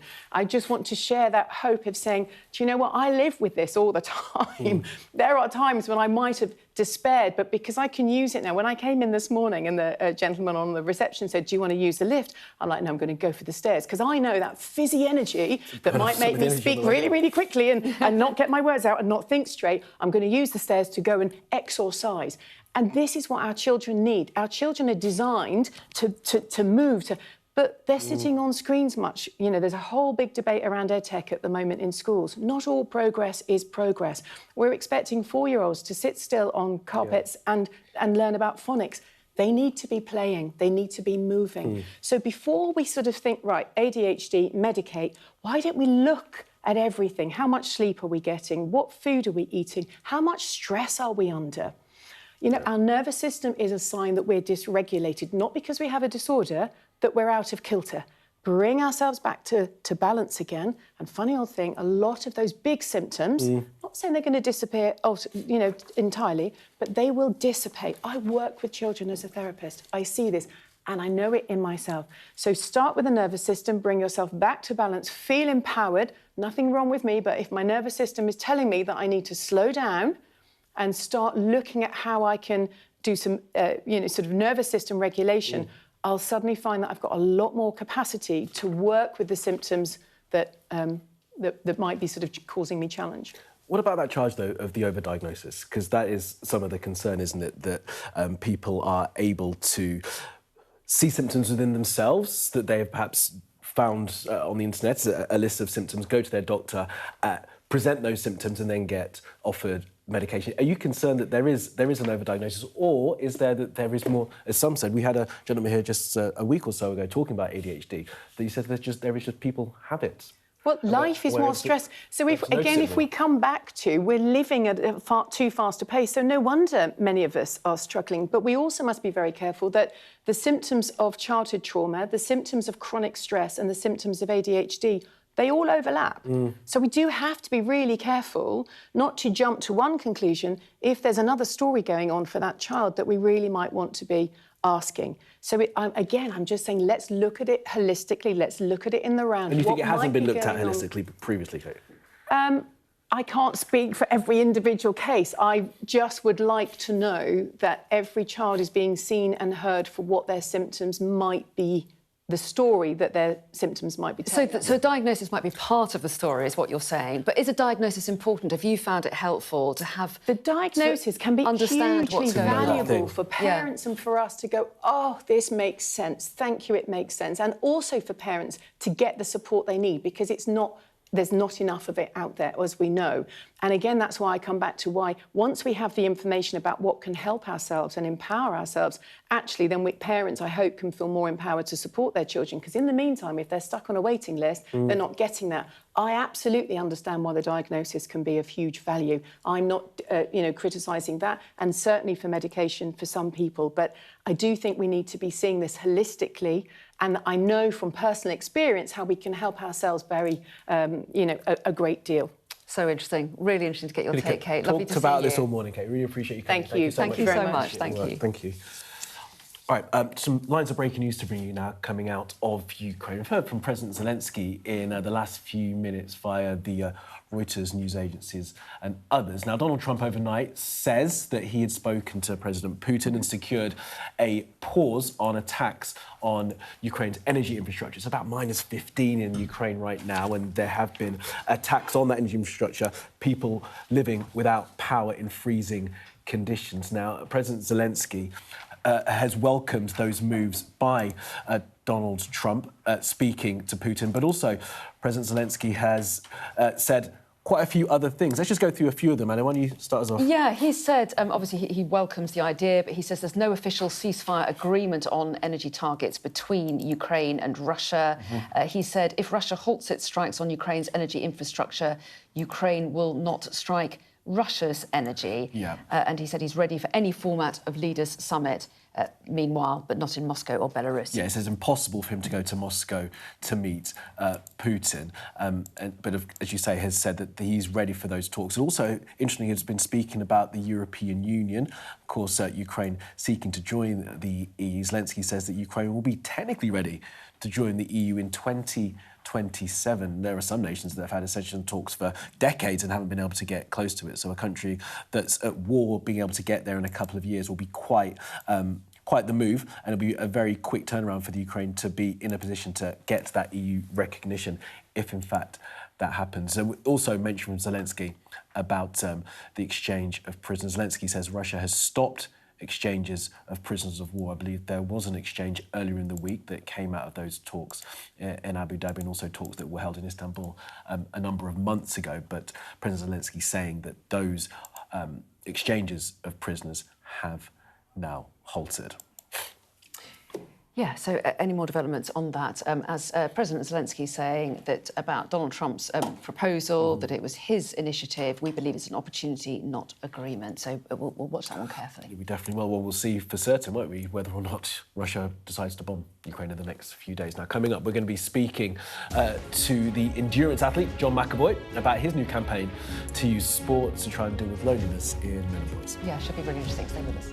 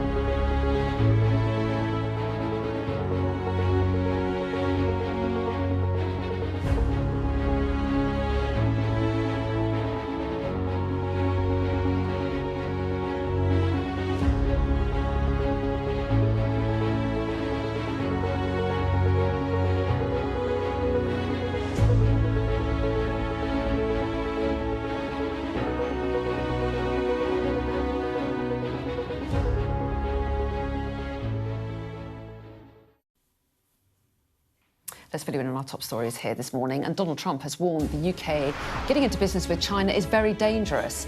Sir Keir Starmer is rounding off a 3-day visit to the country where he's already secured deals such as halving tariffs on whisky and scrapping visas for UK visitors to the country. 2 British Army officers will be taken to court over their response to complaints of sexual assault made by 19-year-old Jaisley Beck, a soldier who later took her own life.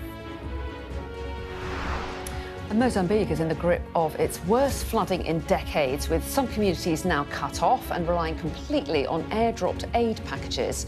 Sky News has travelled with rescue teams to some of the worst affected areas. Now, sporting icons, including Johnny Wilkinson and Luke Littler, backing a new government campaign to try and deal with male loneliness. Yeah, 1 in 4 boys and young men say they often or always feel lonely. That's according to data from Sport England and the Department for Culture, Media and Sport. Yeah, the Team Up campaign hopes to show how sports can help young men find welcoming spaces, make friends, build support networks and feel that they are part of the community that, of course, they are a part of. Well, let's speak to John McAvoy, endurance athlete, for his sense of all of this. John, morning to you. Thanks so much for being with us. Why don't we just start with you telling us why you think it important to get behind a campaign like this? I think it's very, very important. I set up a project 3 years ago called the Alpine Run Project, which takes young inner city children and mentors them, coaches them, and we take them out to take part in this race in the mountains in August. And when you see the power of community and mentorship for young people's lives and how it can help them grow and develop, it's just phenomenal. And sadly, a lot of young people, they just don't have those positive role models in their lives, and sport can really bring those positive role models into their lives on a daily basis and just provide them with that mentorship that a lot of them lack. And would you say the same was for you? Because you have an extraordinary story. I wonder if you can share some of it with our audience, because you grew up in I think you would describe yourself as a family of crime, or there were people involved in crime in your family, and ended up going to prison, didn't you? And sport made a big difference. Would you say that? Yeah, sport completely changed the trajectory of my life. I spent 10 years in custody. And when I was in prison, I didn't want to change, because growing up as a young man, I had quite bad role models guiding me. And I decided to get involved in organised crime, and that led me to spending this 10 years in prison. And whilst I was in there, there was an amazing prison officer by the name of Darren Davis, and he saw that I had this talent on an indoor rowing machine, and he really mentored me, and he helped me really grow that gift, and I ended up breaking 3 world records and 8 British records whilst I was in prison. And that then allowed me to become a professional athlete when I got released from prison in 2012, and I joined a high-performance rowing club called London Rowing Club. And what I didn't realise is when I got released from prison, I joined this rowing club, and I thought I was going to go there as a high-performance athlete, but I actually walked into a community, and I didn't realise this at the time when I joined that club. This community sort of really rallied around me, and they supported me, and it's given me the life I've got today. And it was a beautiful thing, and that's why I really do understand the power of sport, because sport is amazing physically. Like it can make you healthier, but also it's the people it brings into your life. And I've been so fortunate that I have had so many beautiful human beings come into my life through sport, and I know how important it is that these young men, that, as we've seen, there's an epidemic of loneliness of young men, that if we can encourage them to get involved in sporting organisations, sporting clubs, it's not about them being professional athletes, it's about the community in which they can walk into, where they can have those positive male role models that a lot of young men sadly lack. Yeah, and those positive role models are so important, John, aren't they? I mean, and I suppose people watching this will be thinking, yeah, I've heard this before, that sport's good for young men to get into. You know about boxing clubs on estates that encourage young boys to go and use their aggression in the right way when they're being trained to fight. I wonder if we've kind of forgotten some of the importance of sport and the club and the community. And that's why we need projects like this at this point to kind of remind us just how important it can be for everyone. Yeah, honestly, it's so important. Like I've been very lucky that I've got to go and visit a lot of youth clubs around London in particular, and the work that they do. There's a club in particular called Be Inspired in South London, and it's a boxing club. And I've gone down there and you see these young men walk through the door, and some of them are quite ill-disciplined, and they join this club. And again, the physical element of letting out that aggression and having some discipline and focus put on them, and how you watch them grow into these young men that then, yeah, it's incredible. It's a beautiful thing to watch. Like when they come in at the beginning and you see them go through this journey and week on week with these mentors, working with them and that having that stability in their lives, it's so incredible to watch and so beautiful to see. Oh, it sounds really inspiring, John. Thanks so much for coming in and telling us a little bit about your experience and also what this campaign could do. Thanks very much indeed. Yeah, sorry to leave it there, John. Really good to speak with you this morning. All the best to you. A really important campaign from John McAvoy that those others are behind as well, just reminding us the power of sport and community. Power of community, man. Just being with people, like-minded people and having those role models for young men. And even if you're not into sport, you'll find something that you can get inspired by. Let's hope. All right. Now, to Syria, where a ceasefire is holding. It's between the government and Kurdish authorities in the northeast of the country. Well, for more than a decade, the Kurdish-backed forces have governed that region, but now face the threat of the government's growing influence. Our international correspondent Alex Rossi has been travelling across northeast Syria, visiting frontline positions. And here's a clip from his report, where he visits an Islamic State detention camp still under Kurdish control.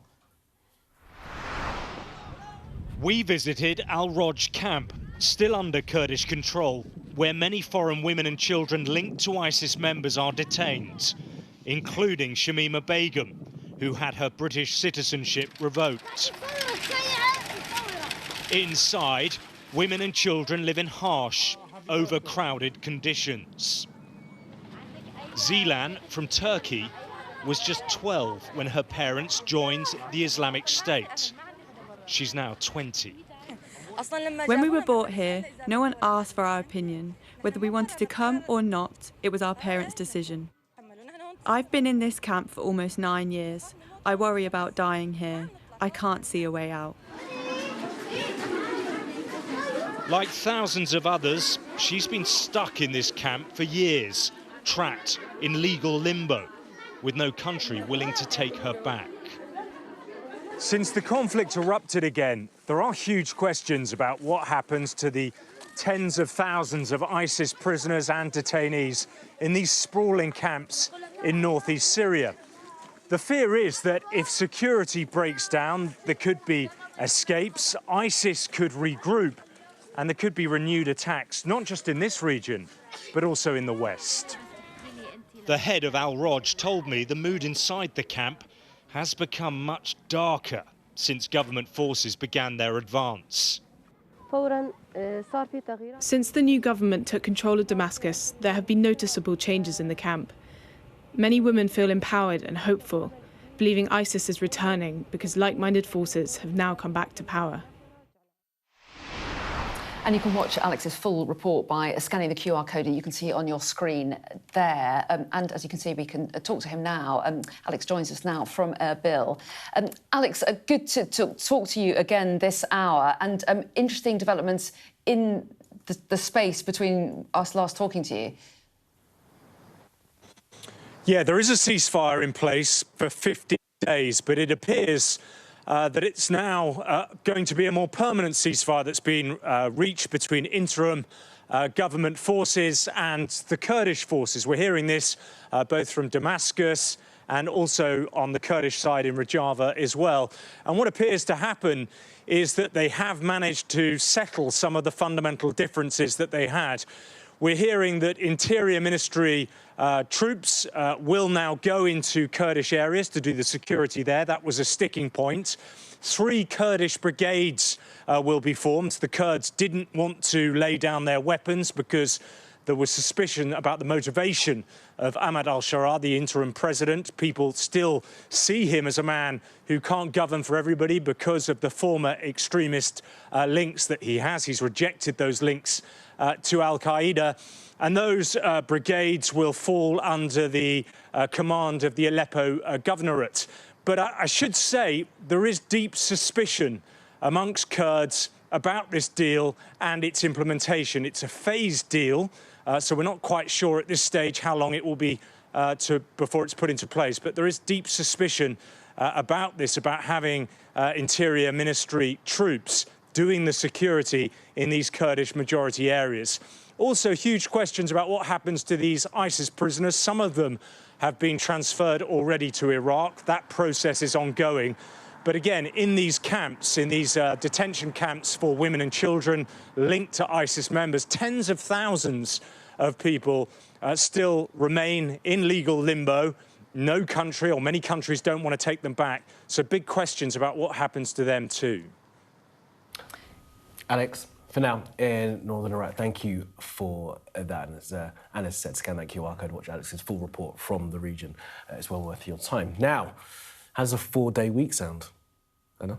I can't do that already, I'm afraid. Sorry about that, but a lot of people, they don't. Yeah, indeed. Maybe you'll believe it boosts productivity, improves well-being and helps attract and retain talent, all without cutting people's pay. Yeah, but have workers started quietly embracing an unofficial 4-day week due to relaxed working from home policies?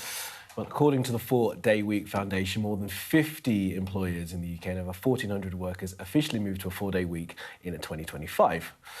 Business consulting and management leads the way with 12 firms. Charities and NGOs account for 8 new 4-day week employers, while technology, IT and software follows closely with 7 companies. So let's talk about this a bit further. Joe Ryle is campaign director for the 4-Day Week Foundation. Welcome to you. And I guess a lot of people watching might think instinctively, if you work 4 days a week, you're just not going to get as much done. Is that true, that you're less productive if you're not turning up at the office 5 days a week?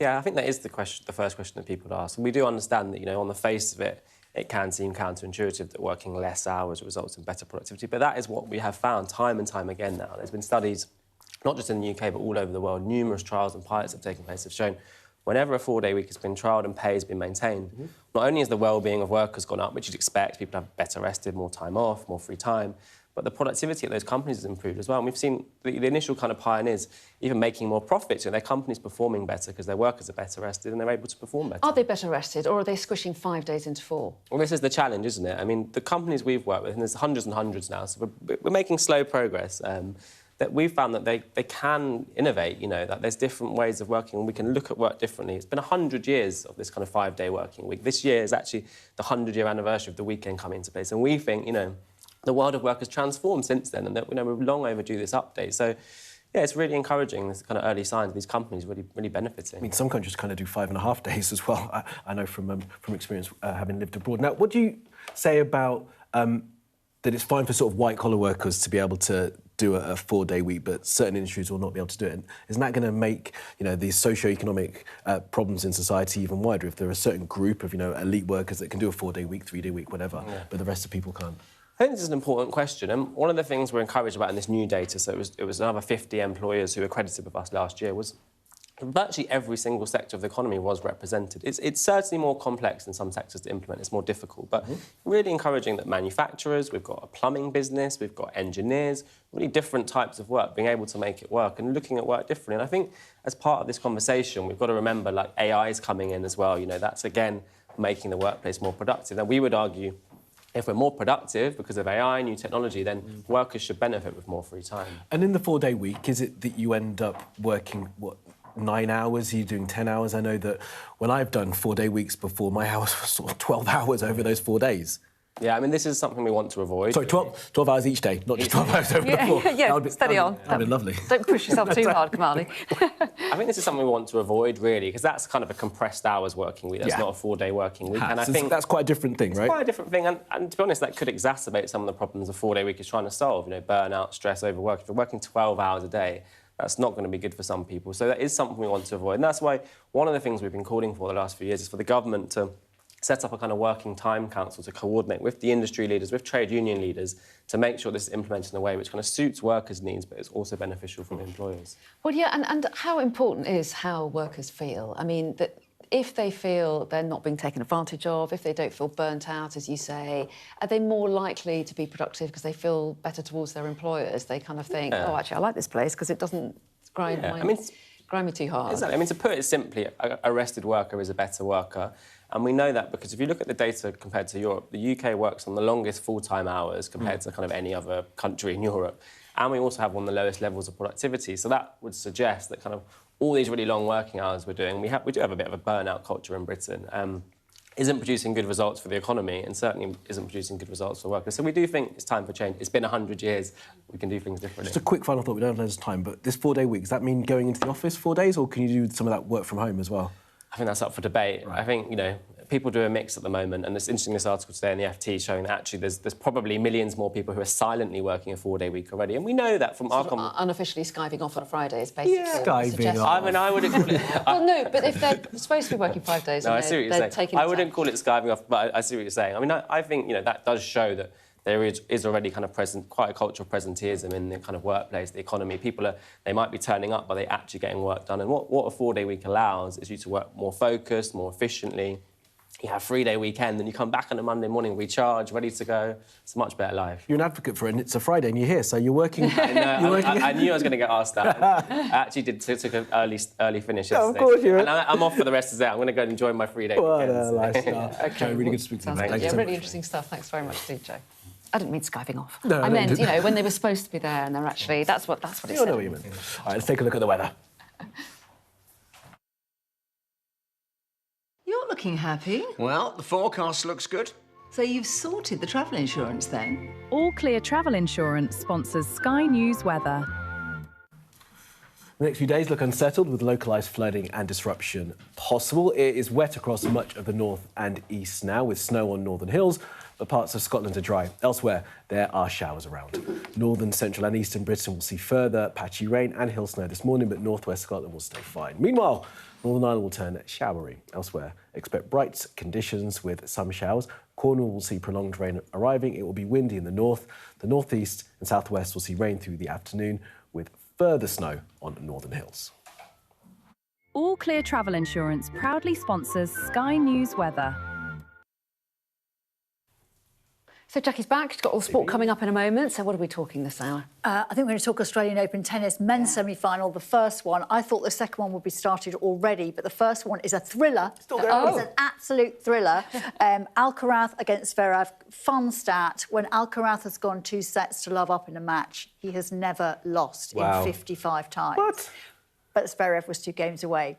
But it's in the balance. Anyway, we'll have the very latest from the Australian Open as the world #1 meets Zverev in that semi-final. The other semi-finals come later. We're going to have some goals from you as well from the Europa League. You're going like that because you're a Forest fan. Yes. The draw is today for the Champions League and the Europa League. We'll have some of the goals from last night.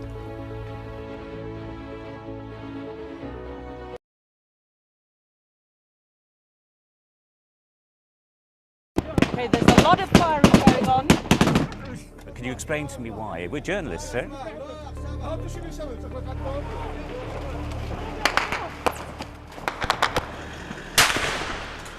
Let's go. Watch way. Right, we're going to get in. Right. Get in. Get in. We just want to ask you a few questions about your involvement with ISIS. Next step for them quite often is getting on a boat and sailing illegally over into Europe. Es un solo procesamiento, una sola sacada. Oh my goodness. Whoa. Oh my goodness. If you weren't affected, you'd be a bit of a strange person. Turn off the camera. Turn around and go away. Okay, but listen, I told you 3 times. They saw 2 guys, 2 bad people. There's an absolutely packed dinghy. that is what it's like. Sometimes you have to put in an awful lot of hard work. It's worth doing. I suppose it is what we do. Turkey is burying its dead. Whole families died in this collapse. Generations wiped out. I'm Siobhan Robbins, Sky's Europe correspondent based here in Berlin. This is just a small sample of the deadly arsenal taken off the streets. Anyone could say, I'll do that, and then have to go and shoot someone. Yes. Sky News. Get the full story first.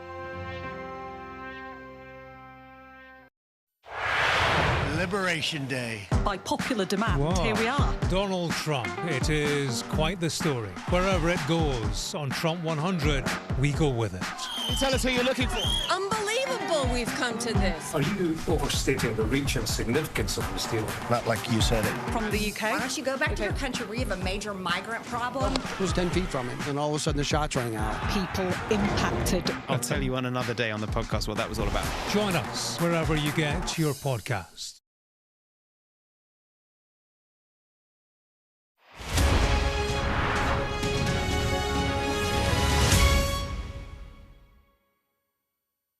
What's the best thing about being a Sky News presenter?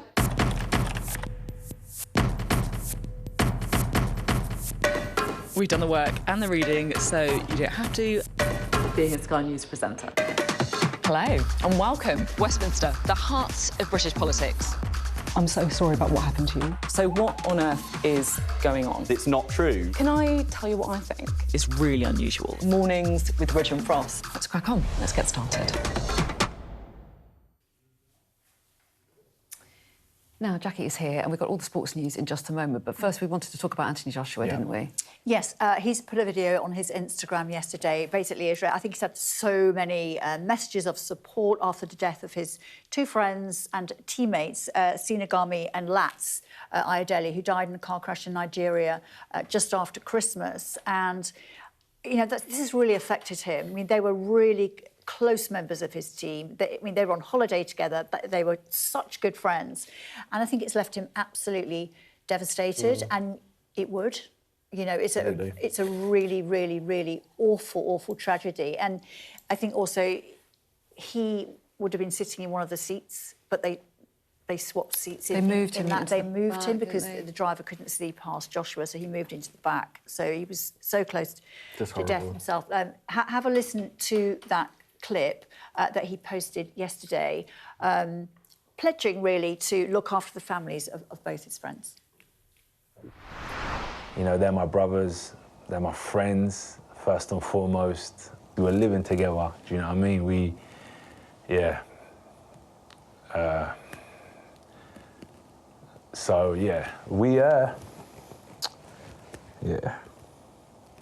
It's a shame.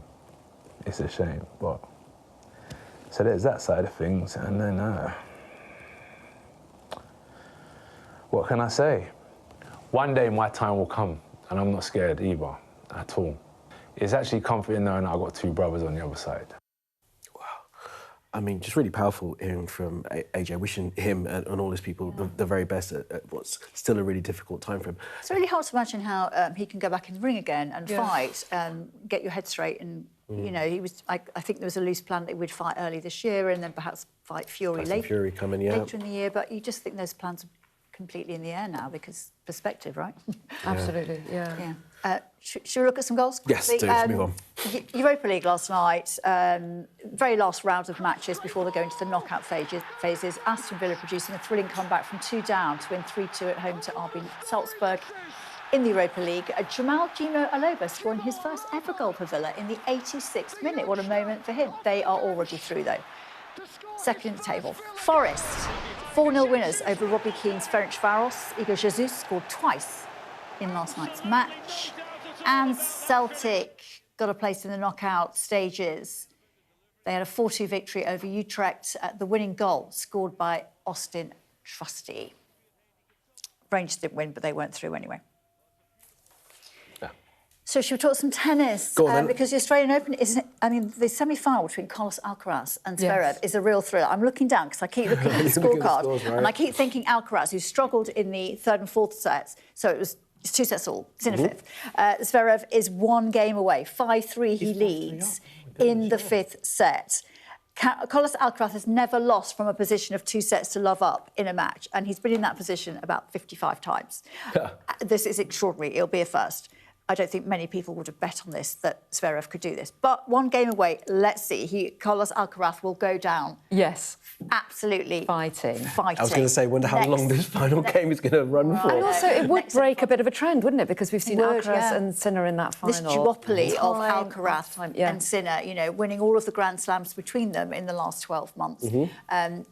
I mean, hats off to Zverev. I mean, he must have played extraordinarily well.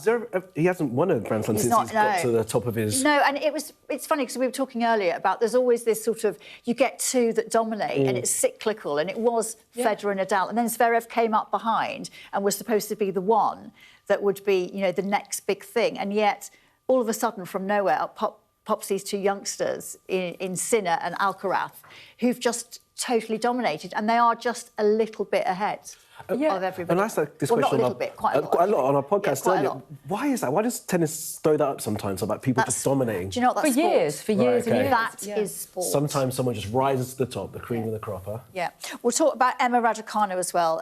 We'll save it for next hour, but she sacked yet another coach yesterday, Francis Roy. So that's an interesting talking point. Is she going to find a good fit in the years ahead? Will she?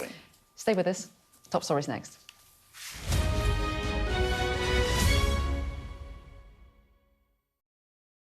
What's the best thing about being a Sky News journalist? Who's funnier? Being a Sky News journalist. A special edition of The World with me, Yalda Hakim. Pakistan has the right to respond. You're like, what? Historic day here today. Congratulations, this is a huge moment. But what happens now?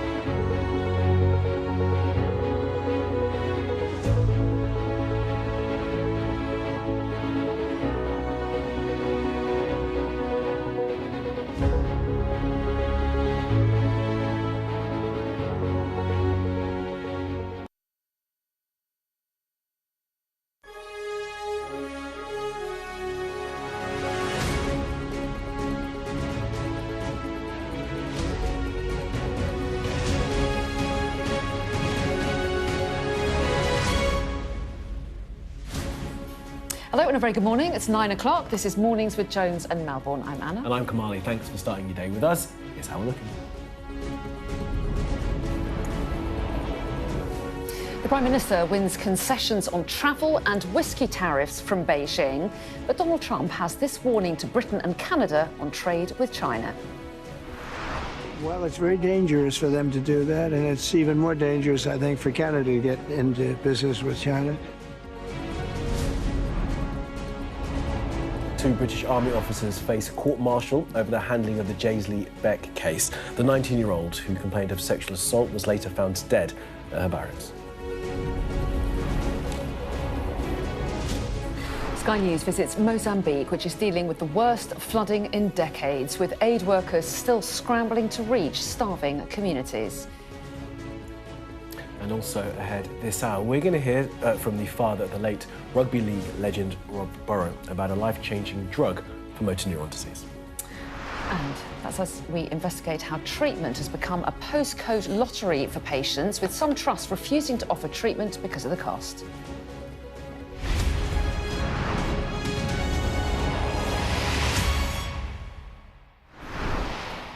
So the Prime Minister continues his China trip today, but a brief word from President Trump has threatened to overshadow the tour. Donald Trump warned the UK and Canada about getting into business with China, saying it's a very dangerous strategy. Yeah, still, Sir Keir will be hoping to talk up the trip so far, and he's going to point to visa-free travel available for Britons who want to go to China for 30 days. He also managed to halve tariffs on whiskey exports. But here's what President Trump had to say overnight.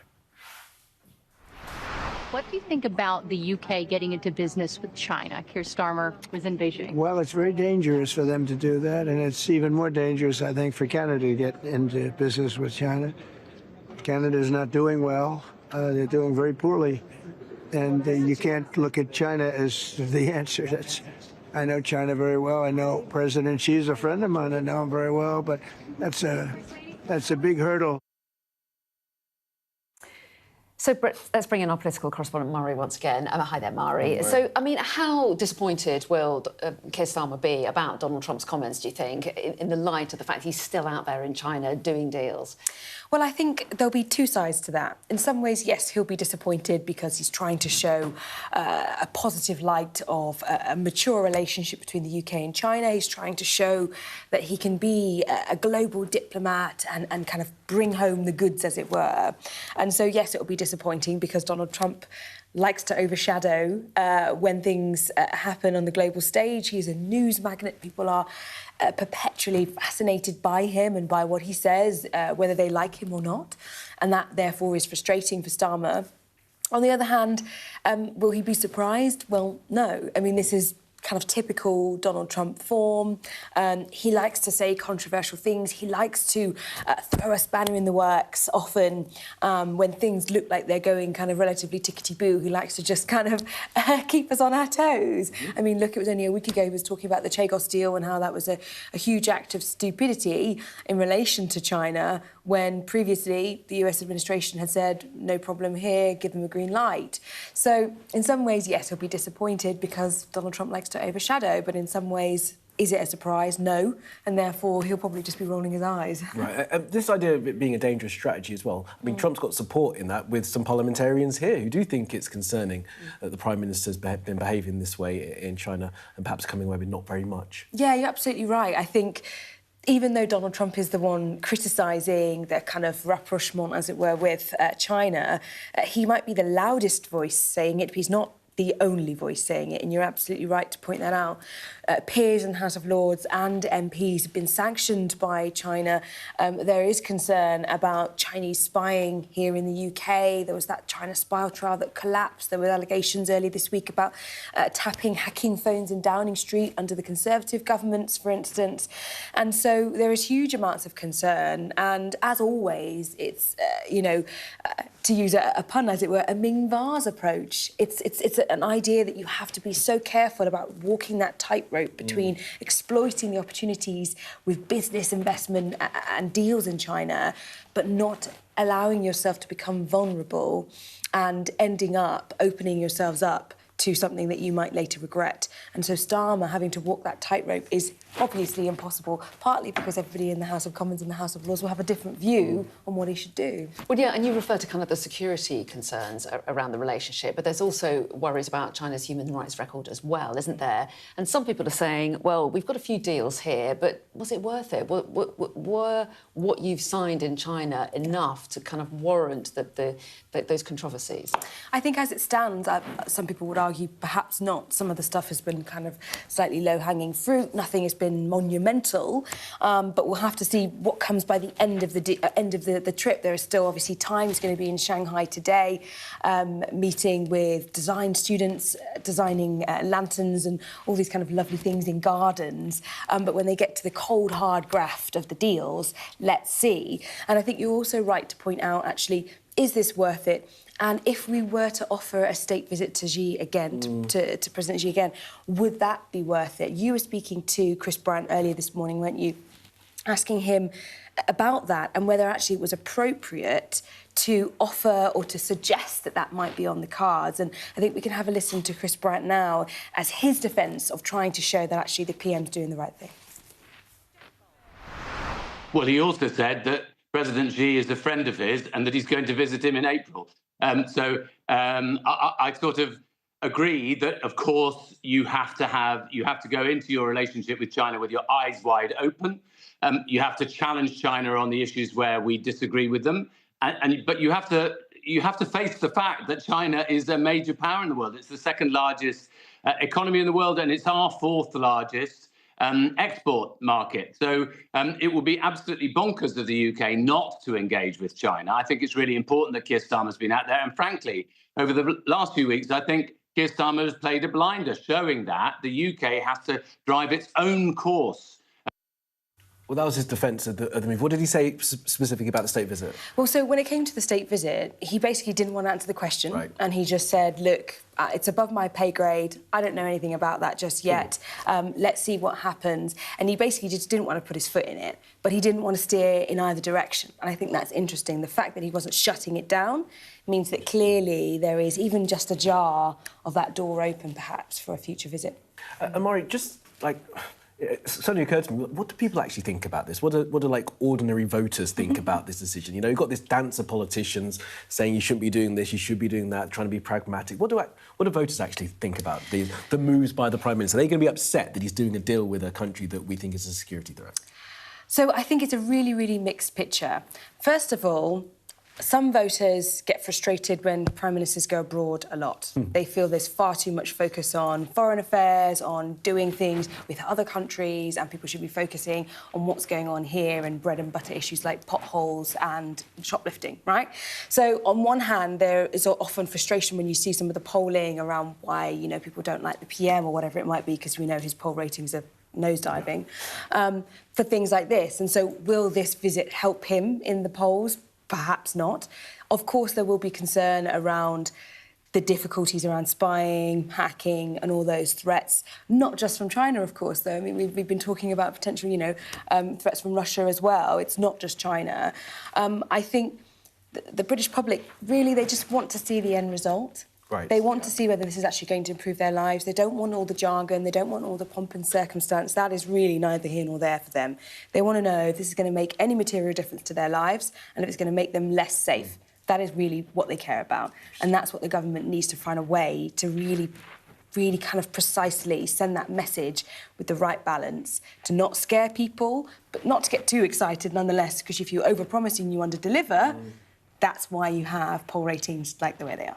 Very interesting balance. And that's our calculation, isn't it? That it's going to be in the national interest. He said that many times, so we'll see whether or not that plays out in the polls. Indeed. Thanks, Maury. I appreciate you. Thank you. Now, 2 British Army officers will be taken to court over their response to complaints of sexual assault made by a 19-year-old soldier, Jaisley Beck, who later took her own life. Gunnar Beck was found dead at her barracks in Wiltshire back in 2021. She complained to her superiors that she'd been sexually assaulted. Now, an earlier inquest into Jaisley's death ruled on the balance of probabilities. The Army's failure to take appropriate action more than minimally contributed to her death. The Army says it's profoundly sorry for the failings identified at the inquest. Well, the Ministry of Defence have released a statement which reads, following an investigation by the Defence Serious Crime Command, we can confirm 2 individuals have been charged with offences under Section 19 of the Armed Forces Act. It would be inappropriate to comment further as legal proceedings are ongoing.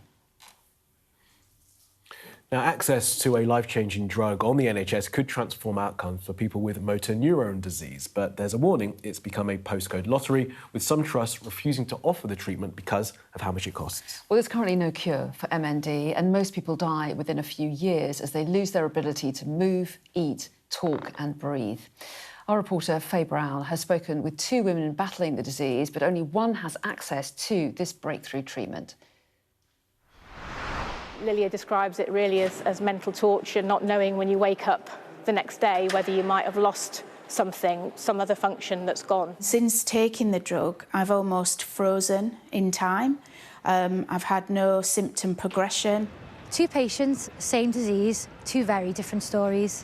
Eleanor and Lilia both have a rare form of motor neuron disease, but only one has been handed a lifeline, a breakthrough drug that can stop the degenerative condition in its tracks. They tell you when you're diagnosed that, could be a year to 18 months, maybe 2 years if you're lucky. And if you're really lucky and you outlive those, it's a 2 to 5 year potential timeline. MND causes the muscles to get progressively weaker. Most patients lose their ability to move, to eat and to breathe. I was 43 at the time. A mum of a 9-year-old, so thinking that I was not going to see her grow up, that I wasn't going to get to 50. But Eleanor did celebrate her 50th, and in style. It's all thanks to tofersen, a new drug that has stopped her symptoms from getting worse. She calls it a miracle. For now, it literally has allowed me to continue living, spending time with my family, my daughter, going away with friends, things that I just think I wouldn't be able to do when I was diagnosed. Eleanor was able to get the drug through an early access programme run by its manufacturer, Biogen. Biogen has made the drug available to the NHS for free, but while the drug itself is free, some trusts say they haven't got the staff or the resources to administer it. That's caused a postcode lottery, with people like 19-year-old Lilia being denied the treatment. She's in a wheelchair, she can't use her lower limbs, her upper arms are getting weaker. And one of the biggest things for her is that she used to love doing Lego and artwork, and she can't do any of the Lego and artwork. Tofersen needs to be given to these patients as early as possible to preserve function, and every day matters. Ministers are under pressure to intervene. This drug is only for a small number of people with an inherited form of MND. MPs say they're aware of 20 people who can't get access to it and 4 people who have died awaiting treatment. The government says work is ongoing to see if this drug can be recommended for routine use on the NHS, but that's a process that can take months, if not years. And those that are getting the drug, we're really, really happy for, but it's one of those where, to me, either it should be something available on the NHS or not at all, because it's like a carrot that's dangled and then it's taken away. So there's another story here too about NHS red tape. Tofersen has given hope for future breakthroughs, not just in MND, but other diseases. The government has invested millions into finding new treatments. But unless there's a simpler route for people to get these treatments on the NHS, access will remain a key issue. And we're going to get more reaction to this story, aren't we, a little bit later on. We're going to be talking to Jeff Burrow, who's the father of the late rugby league legend, Rob Burrow, of course, who did so much for raising the profile of this really awful disease. Yeah, we're looking forward to speaking to Jeff later on this hour. Now to Mozambique, where dozens of communities in the south and centre of the country have been cut off 2 weeks on from catastrophic flooding. And there are an extraordinary number of people who've been caught up in this. Nearly 700,000 have been affected by the disaster, which has ripped apart critical infrastructure, making it even harder to deliver aid to the impacted communities. Yeah, our Africa correspondent Yusra El-Bagir has been speaking to aid workers desperately working to try and help those communities most in need. You look at this and you realise that this is not the last time this is going to happen. So I'm really glad that I've managed to get here to speak with people and understand their experience. In this disaster, the mayor of Marakwene has pulled his community out of the water. We took out from one island 1,553 people in 2 days. Well, pleased to say that Yusra joins us now from Maputo. Great reporting from you and team at Yusra, as always. What are you learning on the ground, and is the aid anywhere near enough, and is it getting to the people that need it?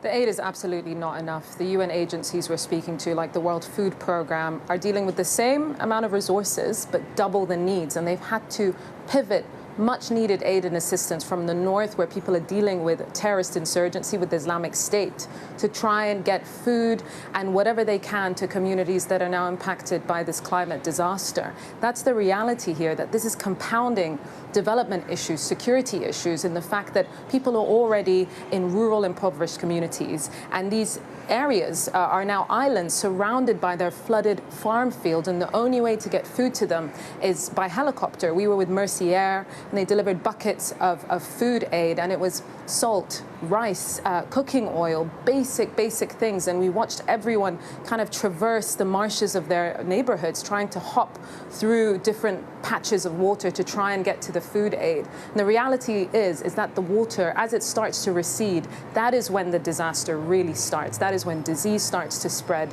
when issues around food and contamination of water resources become really apparent. And we went to this community where the hospital is still submerged, and they have a makeshift clinic where elderly, infants, all of them are scrambling to try and get medicine to treat diarrhea, vomiting, signs of cholera. And we've been told several times that certain communities may be dealing with a cholera outbreak. And what that does is it isolates them further, because aid workers can't be transmitting these diseases from one community to the other. So the scale of this is just horrendous. 10,000 square kilometers of land has been flooded in southern Mozambique. That's an area the size of Lebanon or Cyprus, a small country.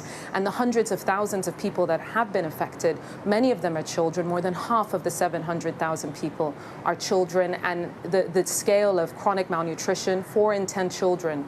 What that means is that an illness like cholera could kill a child just in the first signs. It's very tough to see Mozambique go through it. What's happening in the region in terms of flooding and extreme rainfall are such a physical sign of climate change. This isn't just a theory. This is impacting lives and livelihoods. And when rainfall starts to hit South Africa, Zimbabwe, Malawi, Eswatini, all of that comes here through Mozambique to get to the sea. And that's why we've seen Mozambique be hit the hardest by some of the worst floods that the region has seen in decades. Yusra, it's startling to hear what you're saying. It really is a pretty grim news, what's coming out of there. But thank you very much indeed for all your reporting on it. Thank you. Thank you for that, Yusra. Now, stay with us here on Mornings, because coming up after this short break, I'm going to speak to Alicia Cairns, Shadow National Security Minister, for her sense of what the Prime Minister is getting out of his visit to China.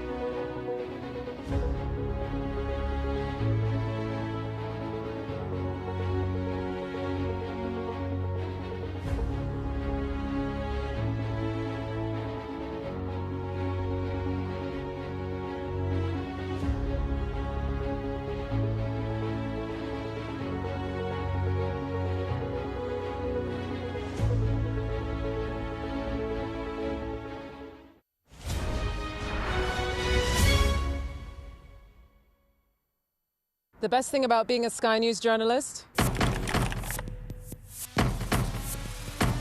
They call him the king of the jungle. Being a Sky News journalist. Yusra Al-Baghir has this report. And this is what's left of it. As a woman of colour, how did the Harris campaign speak to you? People risk their lives to speak to us for this report. Mr. Zuma, Sky News. We're trying to see as much as we can. The best thing about being a Sky News journalist? I'm going to take you behind the scenes here for Election Night Live. They have gone up and up. Being a Sky News journalist. Ed Conway, Sky News, is anyone going to talk to us? Mortgage rates did go up very sharply during your time in office. Here it is. First off, just the scale of what we're looking at. Our data shows it's been happening. Question is, why it hasn't been stopped. Well, the Prime Minister is on day 3 now of his trip to China. He's managed to get an agreement for there to be 30-day visa-free travel for Brits and also a cut in the tariff on whiskey. But there are concerns about security issues with the Chinese as well as their human rights records. So let's get the thoughts now of Alicia Cairns, Shadow National Security Minister. Alicia Cairns, morning to you. Always good to get your thoughts on these matters in particular. Look, the Prime Minister says he's been clear-eyed and pragmatic in his dealing with China. He's raised those concerns about security and human rights, but he wants to make sure that the UK has a good relationship with those in Beijing. That's the right way for grown-up politics to behave, isn't it? It is, except for the fact that he's giving himself a rather positive light on all of this. Jimmy Lai is the British national who's being held hostage by the Chinese Communist Party and has been tortured over the last 1,800 days. Keir Starmer wasn't even willing to say Jimmy's name the whole time that he was in China. Even his spokesperson, while they were there, did not say Jimmy's name. But let's look at the context of this visit. Over the last 18 months, we've seen an increase in cyber attacks against our country and businesses. We've seen a spy put at the heart of Parliament. We've seen continued support for the renewed illegal invasion of Ukraine. And we've seen Jimmy held hostage.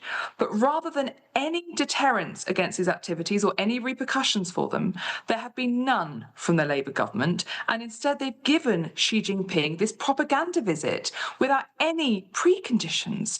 Whereas I'd like to think if I was Prime Minister, I would have said, in the months leading up to the visit, there needs to be an end to these hostile acts against our country, and I will be bringing Jimmy Lai home with me. But instead, he went with no preconditions, yet clearly some were set on him to approve the Chinese embassy. And as a result, there is no deterrence, and that does make our country more vulnerable. Alicia Cairns, is that a realistic position, though, to take? I mean, the UK, for all its desires and ambitions, is now a middle power. China, the second biggest economy in the world. Perhaps we don't have that kind of sway over the Chinese. Would you be willing to give up the £45 billion worth of trade that we do with the Chinese over these concerns? So the government is being quite misleading on the trade relationship. There's actually a £39 billion trade deficit with China in our so you would just give up all the trade? You'd give up the trading partnership over these concerns, would you? No, there's no need to do that. The Chinese Communist Party are very transactional when it comes to diplomatic negotiations. I've been there, I've seen them doing it myself. So we need to be transactional in the exact same way. They say what they require to do deals and they set red lines. We need to go sector by sector and say which sectors we're willing to work with them and which ones we are not. But the idea that we could just go out there and pretend that we have to go with this economic begging bowl, we absolutely do not. And also it's strategically naive, I'm afraid. Xi Jinping has said that he wants China to be completely self-sufficient in years to come. So there is not going to be some glorious economic relationship. And as I said, exports from our country to China are down between 27 to 40% under this government. And actually, the majority of the trade is China buying from us. So we have more heft. But this government refuses to accept that we have heft within that relationship and to use it. But fundamentally, anyone listening to this today would say, wait, we all know what the Chinese Communist Party has been doing in terms of hostile acts towards this country. Why have there been zero repercussions? This government has refused even to call in the Chinese ambassador and to tell him that these actions must stop. So you have to have deterrence, and national security comes before economic security. That is the lesson of the renewed illegal invasion of Ukraine. Even with our economy in the situation it is, I mean, just put to you again, perhaps we don't have the leverage to be able to do what you would like us to be able to do. I mean, Chris Bryant was speaking to Anna just a little while ago, who says that we have to be really, really clear-eyed about all of this sort of stuff. And while there are those concerns, of course, I mean, Keir Starmer's a human rights lawyer. I'm sure he is concerned about the human rights abuses that China carries out. But in terms of making sure that we have the ability to grow our economy through these deals with China, that's the path to follow. Anyone watching this, imagine that your loved one, Jimmy has never been a Chinese national, he is British, was being held hostage in isolation for the last 1,800 days for speaking up against a crackdown on democracy in Hong Kong. And imagine your Prime Minister went to China on this big propaganda visit and refused to say his name, let alone did not bring him home. That is unacceptable. And when it comes to economics, I'm sorry, but Keir Starmer has responsibility for his own economic woes. He created them. And as I said, that trade relationship is not what is being suggested. We have a lot left within that relationship, and we need to stand firm, because if the Prime Minister isn't willing to stand firm on human rights, his exact words were, I raise the usual concerns. I'm sorry, the torture of British national is not the usual concerns. The cyber attacks against our country are not usual concerns. He has a duty to defend our country, and we have not seen that in words, let alone actions. Alicia Kearns, I'm running out of time. A couple of other topics I want to get your thoughts on real quick, if I can. The Europeans have now prescribed the IRGC. Should the UK government be following suit? That's the Iranian Revolutionary Guard Corps. Yeah, so Labour promised they'd prescribe the Islamic Revolutionary Guard Corps. I'm here and ready to work with them if their legislation is good and will make our country safer. So I hope this is the news that they're briefing out, and if so, I wait to be briefed on it, and I will work with them to make our country safer, but also to show that we stand with the people of Iran who are bravely out protesting against the Ayatollah, who continues to order assassination attempts on British shores. So this is in the British national interest. Okay, and the last thing, Russian spy ship off the coast of Minehead near our undersea cables just a day or so ago. Should we be taking more forceful action with these spy ships? It's not the first time that a spy ship has been near UK coastal waters. I think perhaps this is the first time it's actually been within our coastal waters. So look, for many years, we have seen Russian planes fly along the border of our airspace, but they've never been willing to come inside. So this is an escalation. We should be very clear, those underwater sea cables are absolutely vital. So I have been surprised, if I'm honest, by the silence from the government over the last few days on this. We need to see a very clear statement, and there have to be repercussions, because as with China and with Russia, you have to have deterrence. Otherwise, you just say, we are open here for business, and we're also open for attack. Alicia Kearns, Shadow Security Minister, always good to speak with you. Good morning to you, thank you. All right, well, coming up after this break, as promised, we're going to speak to Jeff Burrow, the father of the late rugby league legend Rob Burrow, about access to treatment for motor neurone disease.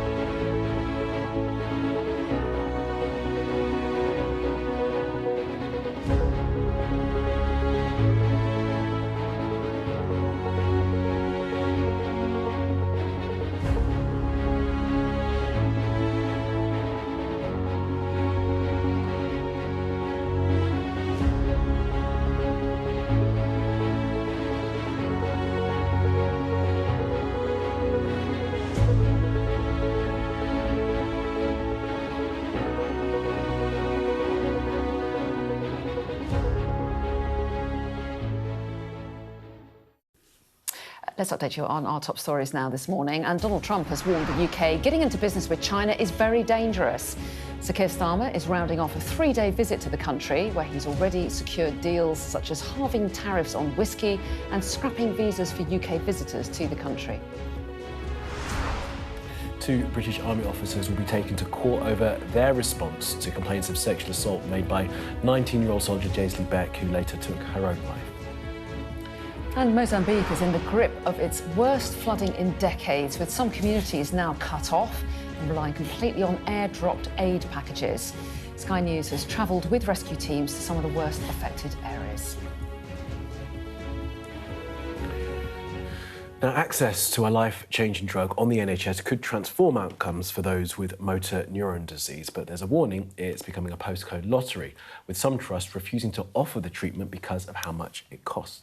Well, there's currently no cure for MND, and most people die within a few years as they lose their ability to move, eat, talk and breathe.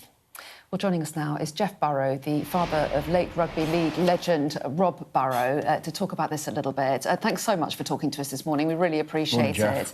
And, of course, your son Rob did so much to raise awareness of MND, and I know you were working alongside him on many of those campaigns, so we're really interested to get your take on this drug, tofersen. Tell us what you know about it, and can you clarify for us, because I know that it only helps a small proportion of the people who are diagnosed with motor neuron disease. Would Rob be someone who would have benefited from a drug like this? No, probably Rob didn't have what they call the SOD1 gene, but when Rob was diagnosed, he pulled me to one side and said, "Dad, I want to raise money for other people." And he's raised through his name, and since he's diagnosed, he's raised millions, and the Rob Burrow M&D Care Centre in Leeds. And yet when we come and ask for help, there's deaf ears all over the place. It's absolutely disgusting. You're still finding that there's resistance, are you, Jeff, when you're asking for help, asking for what? For more research, more funding to help those who are suffering from MND? No, it's this tofersen. You know, for once we get a treatment that works, and you know, working the MND Association, they say working towards a world free of MND, and yet when we've got a treatment, there's only certain members, certain sufferers that can access it. It's not fair. It's a scandal. Well, yes, and as I understand it, correct me if I'm wrong, this drug is still waiting approval from NICE, from the National Institute for Health and Care Excellence. If that does get approved, does that mean that more people will get access? It can be prescribed across the NHS? Yes, it would. You know, and in the meantime, because it's going to be round about June before any decision's made, and so MND sufferers and the families have asked the MND Association to help us out with finance to fund the 18 or so MND sufferers that have been denied access. And it's just a temporary measure. Say Rob's raised millions, and yet the MND Association have refused. I'm disgusted in them. Well, we can sense your anger, Jeff, about this decision. Yeah. And it seems as if you're in sort of a community of people that have to deal with this condition. What have the conversations been like, sort of over the past few days while this decision has been revealed? What are people thinking within the MND community, if I can describe it as that? Well, we're hearing stories of people. It's been on Sky News this morning, you know, people that's on the treatment, that it's altered it. It's completely altered it, and yet there's people that's deteriorating because of where they live. And I say there's so many deaf ears. You know, we've raised all this money, and all this money's been raised and continues to be raised. We just want some help now, and please, whoever's listening, government, NHS trusts, MND Association, listen and act, please, now. And tell us a little bit about the Rob Burrow Centre, which opened, I think, a few months ago, didn't it? I mean, tell us a little bit about what that meant to you to be able to open that centre and what you can offer people who do get the diagnosis. Yeah, well, it really is a world-class centre, but it's still new, so, you know, there's still equipment, they're going to be offering a wide range of services, but at the present moment, I don't think it's able to offer this treatment, and yet, you know, Leeds, I mean, Southampton, Liverpool, you know, they've just refused to the sentencing people to death. It's horrible. And if Rob had still have been here, I would have moved hell and high water to get him on this treatment. I did with other treatments, and it extended his life for 3.5 years. And I'm determined that we're going to get somebody to listen. Please. Yeah, well, Jeff, look, the campaign is beginning, it's gathering strength as well. I mean, the NHS have said that a National Institute for Health and Care Excellence, NICE, is continuing to assess this, and they say that hospitals are working to identify the extra staff needed to try and provide the early access programme. I mean, I'm sure you'll recognise, Jeff, as well, that there is a money issue within the health service, isn't there? Do you accept that argument that there is a money issue and that budgets are tight?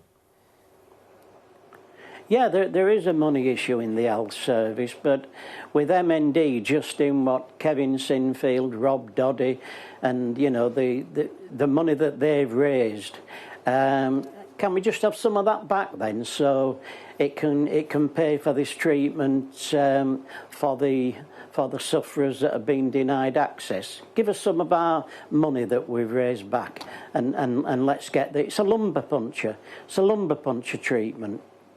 You know, it's not major surgery, so, but it's a major effect on people's lives. It absolutely is. All right, Jeff, really good to speak with you this morning. All the best to you and your family. Thank you very much. And I'm sure as this campaign continues, we'll probably speak again, because I can see that you're going to keep up the pressure on those that can make these decisions. Jeff, really appreciate Thanks, Jeff. Thank you. Now then. Little Mix star Jessie Nelson spoke to Sarah Jane Mee last night on Sky News. Really powerful interview, this. Yeah, she was speaking about her twin daughters who were diagnosed with a rare genetic condition, which means that they may never walk. Let's hear a little bit of what she had to say, shall we? It never should have took for me to come along for it to be taken seriously, and that's the part that, like, makes me feel so angry, because it's like, this isn't just anything. This is the matter of life or death for someone's child, or, you know, the ability of whether they're going to be able to walk or be in a wheelchair, or if they're going to be able to breathe properly or feed properly. It's like, and it's like, who gets to decide that? Like, who has the right to decide whether my child is going to be in a wheelchair or not, when we've literally had 3 life-changing treatments since 2018, and the fact that it's like still a thing and we're still having to like scream and shout about it is just mad to me. Yeah, such a powerful interview that she did with Sarah Jane Mee there, speaking very bravely about her twins' diagnosis. It's SMA1, spinal muscular atrophy, a rare genetic condition that causes muscle wastage. And so she faces, you know, a future looking after them, and wants to improve things for other people as well. They're very keen, she and other people campaigning to get screening at birth for this. She didn't have her daughters diagnosed until they were 6 months old, and she feels that even then it was only really spotted by her mum noticing some of the symptoms, and she spoke very powerfully about it. Yeah, that's what's so tragic about it, isn't it? I mean, she's telling SJ that, you know, she took her girls home, and despite going to the doctor and thinking there might be something wrong, repeatedly missed. It was only her mum who was able to recognise this, and that diagnosis came too late. And Jessie Nelson there calling for there to be earlier diagnosis and more awareness.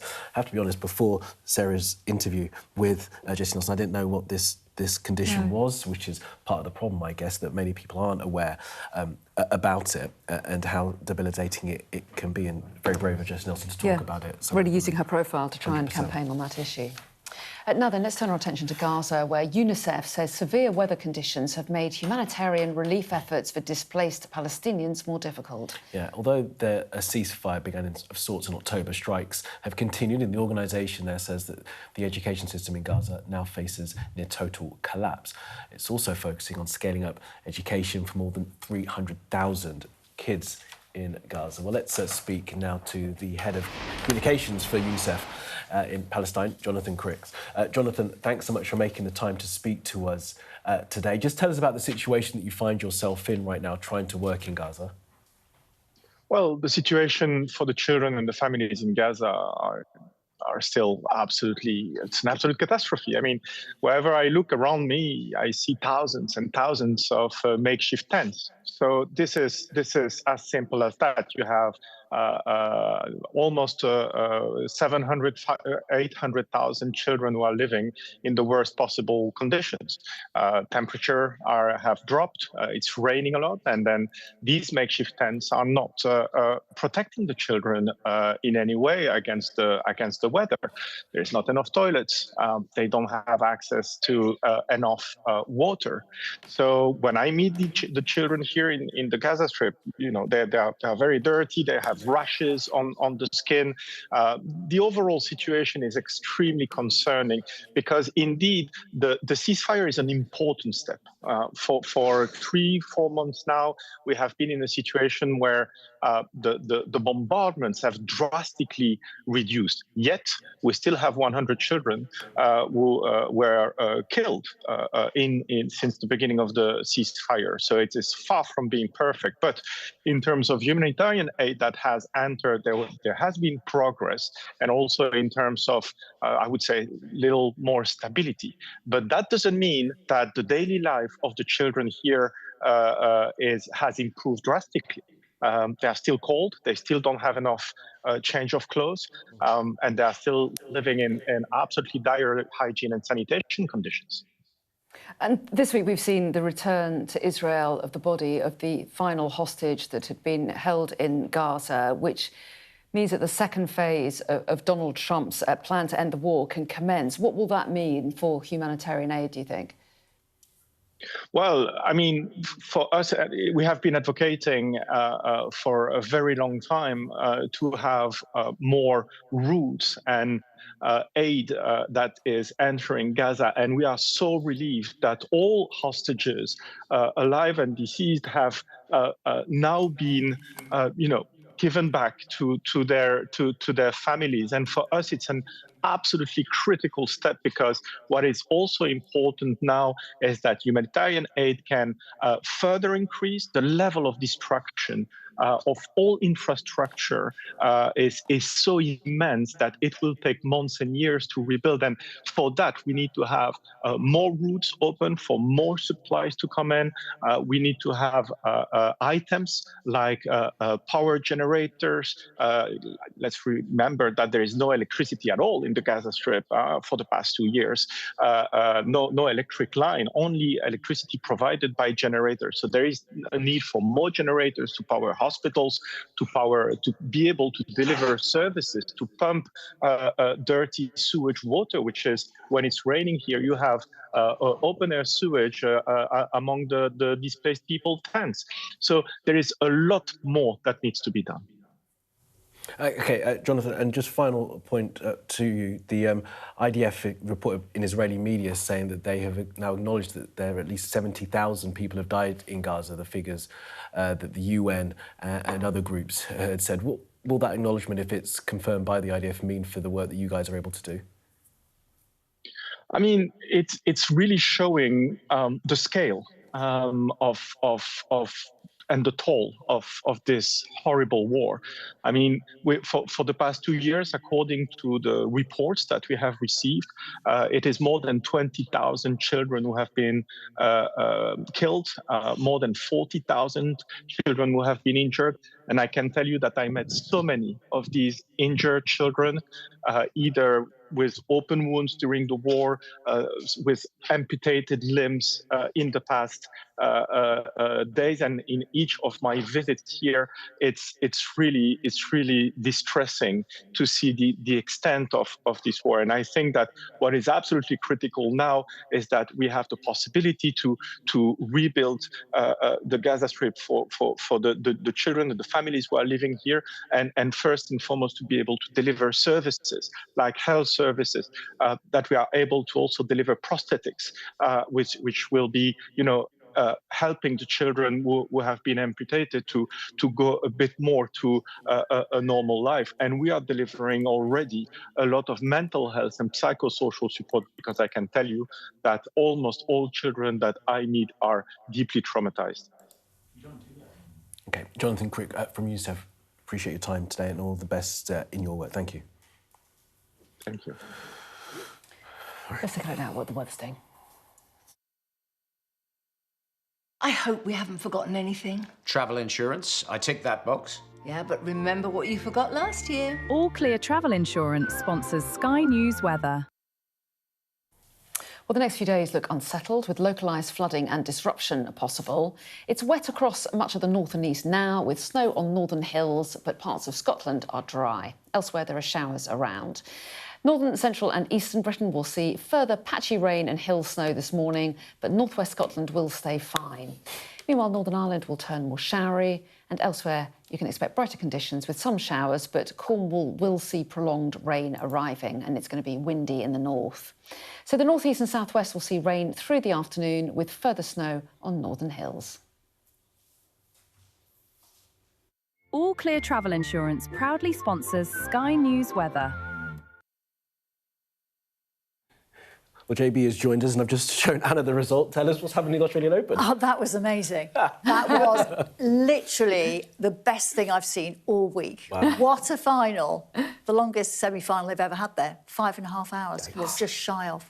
And Carlos Alcaraz won it. He had cramp. He was 2 sets up. He had cramp. He came back to win it. It's extraordinary. I mean, he is such a champion in a tenacious. battle. Never, ever, ever down and out. And you have to say that Zverev had his chance and slightly choked. So we'll show you a little bit of that. And also, we're going to hear from Anthony Joshua as well, who gave a really heartfelt message on his Instagram, paying tribute to his friends who died in a car crash just after Christmas.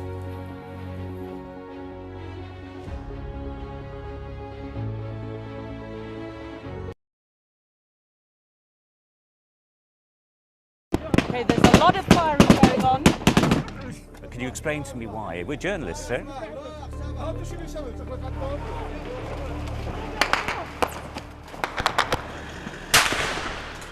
Let's go. Watch way, right? We're going to get in. Right. Get in. Get in. We just want to ask you a few questions about your involvement with ISIS.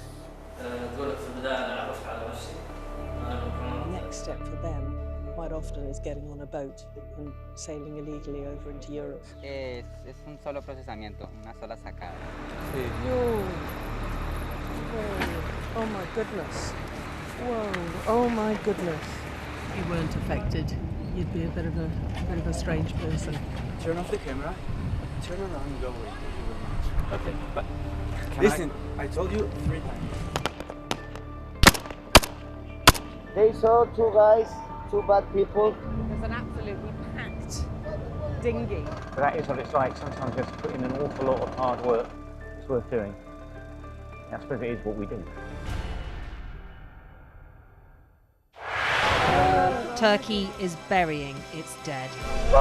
Whole families died in this collapse. Generations wiped out. I'm Siobhan Robbins, Sky's Europe correspondent based here in Berlin.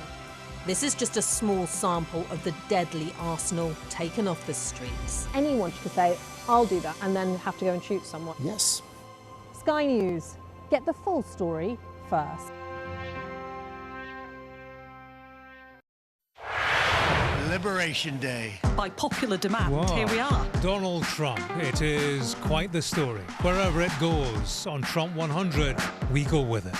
Tell us who you're looking for. Unbelievable! Now we've come to this. Are you overstating the reach and significance of this deal? Not like you said it. From the UK? Why don't you go back to your country where you have a major migrant problem? It was 10 feet from him, and all of a sudden the shot's rang out. People impacted. I'll tell you on another day on the podcast what that was all about. Join us wherever you get your podcast.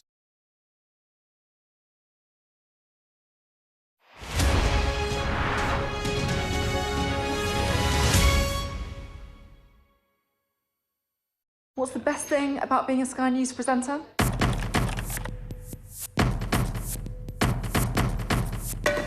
We've done the work and the reading, so you don't have to. Being a Sky News presenter. Hello and welcome. Westminster, the heart of British politics. I'm so sorry about what happened to you. So what on earth is going on? It's not true. Can I tell you what I think? It's really unusual. Mornings with Richard and Frost. Let's crack on. Let's get started.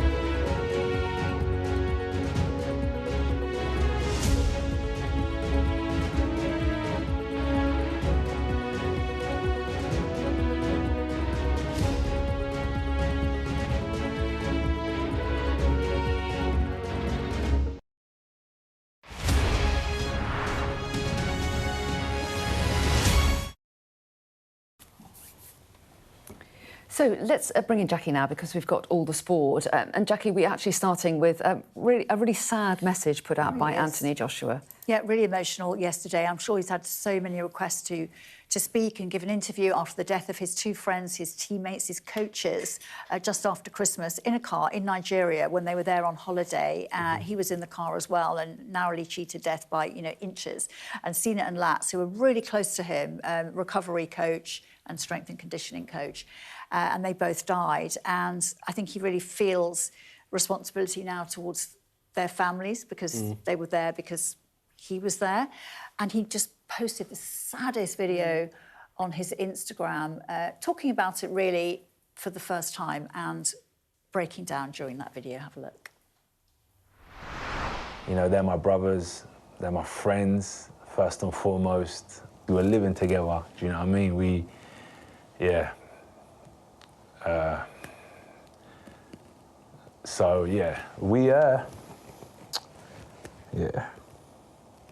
It's a shame.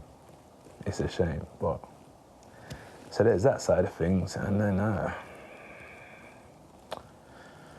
what can I say?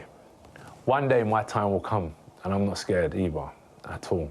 It's actually comforting knowing that I've got two brothers on the other side.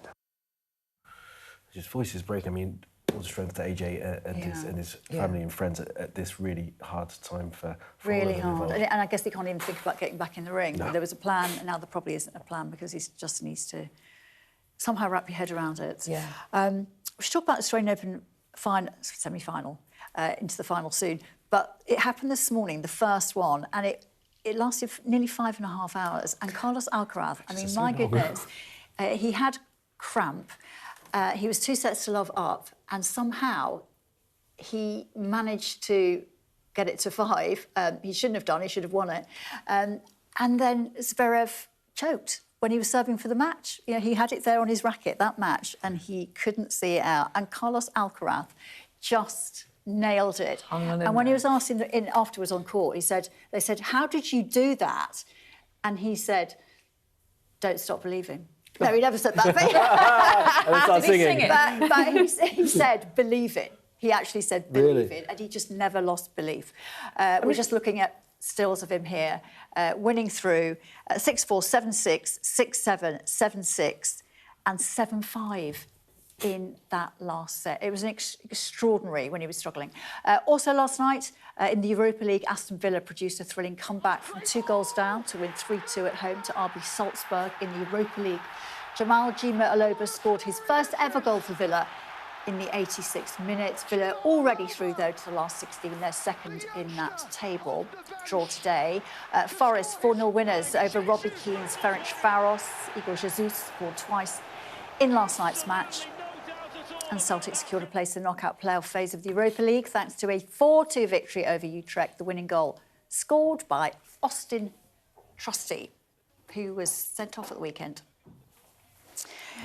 Yeah, but my goodness, that tennis was a really, really special match. And it is extraordinary how often Alcaraz is the one that's involved in these special matches because he's just never down and out. Never stopped fighting. Mammoth win at Wimbledon. French Open. What effect will that have on the final? Will that give him a bit of momentum or would it be absolutely exhausted? Exactly. Well, yeah, they kept the interview on court short because he's got to recover. I'm sure he will be. But he bounces back. Going for a nap. It's going to be exciting. We're out of time. Jackie, thanks very much indeed. Thank you. That's it from us. See you all tomorrow. See you tomorrow.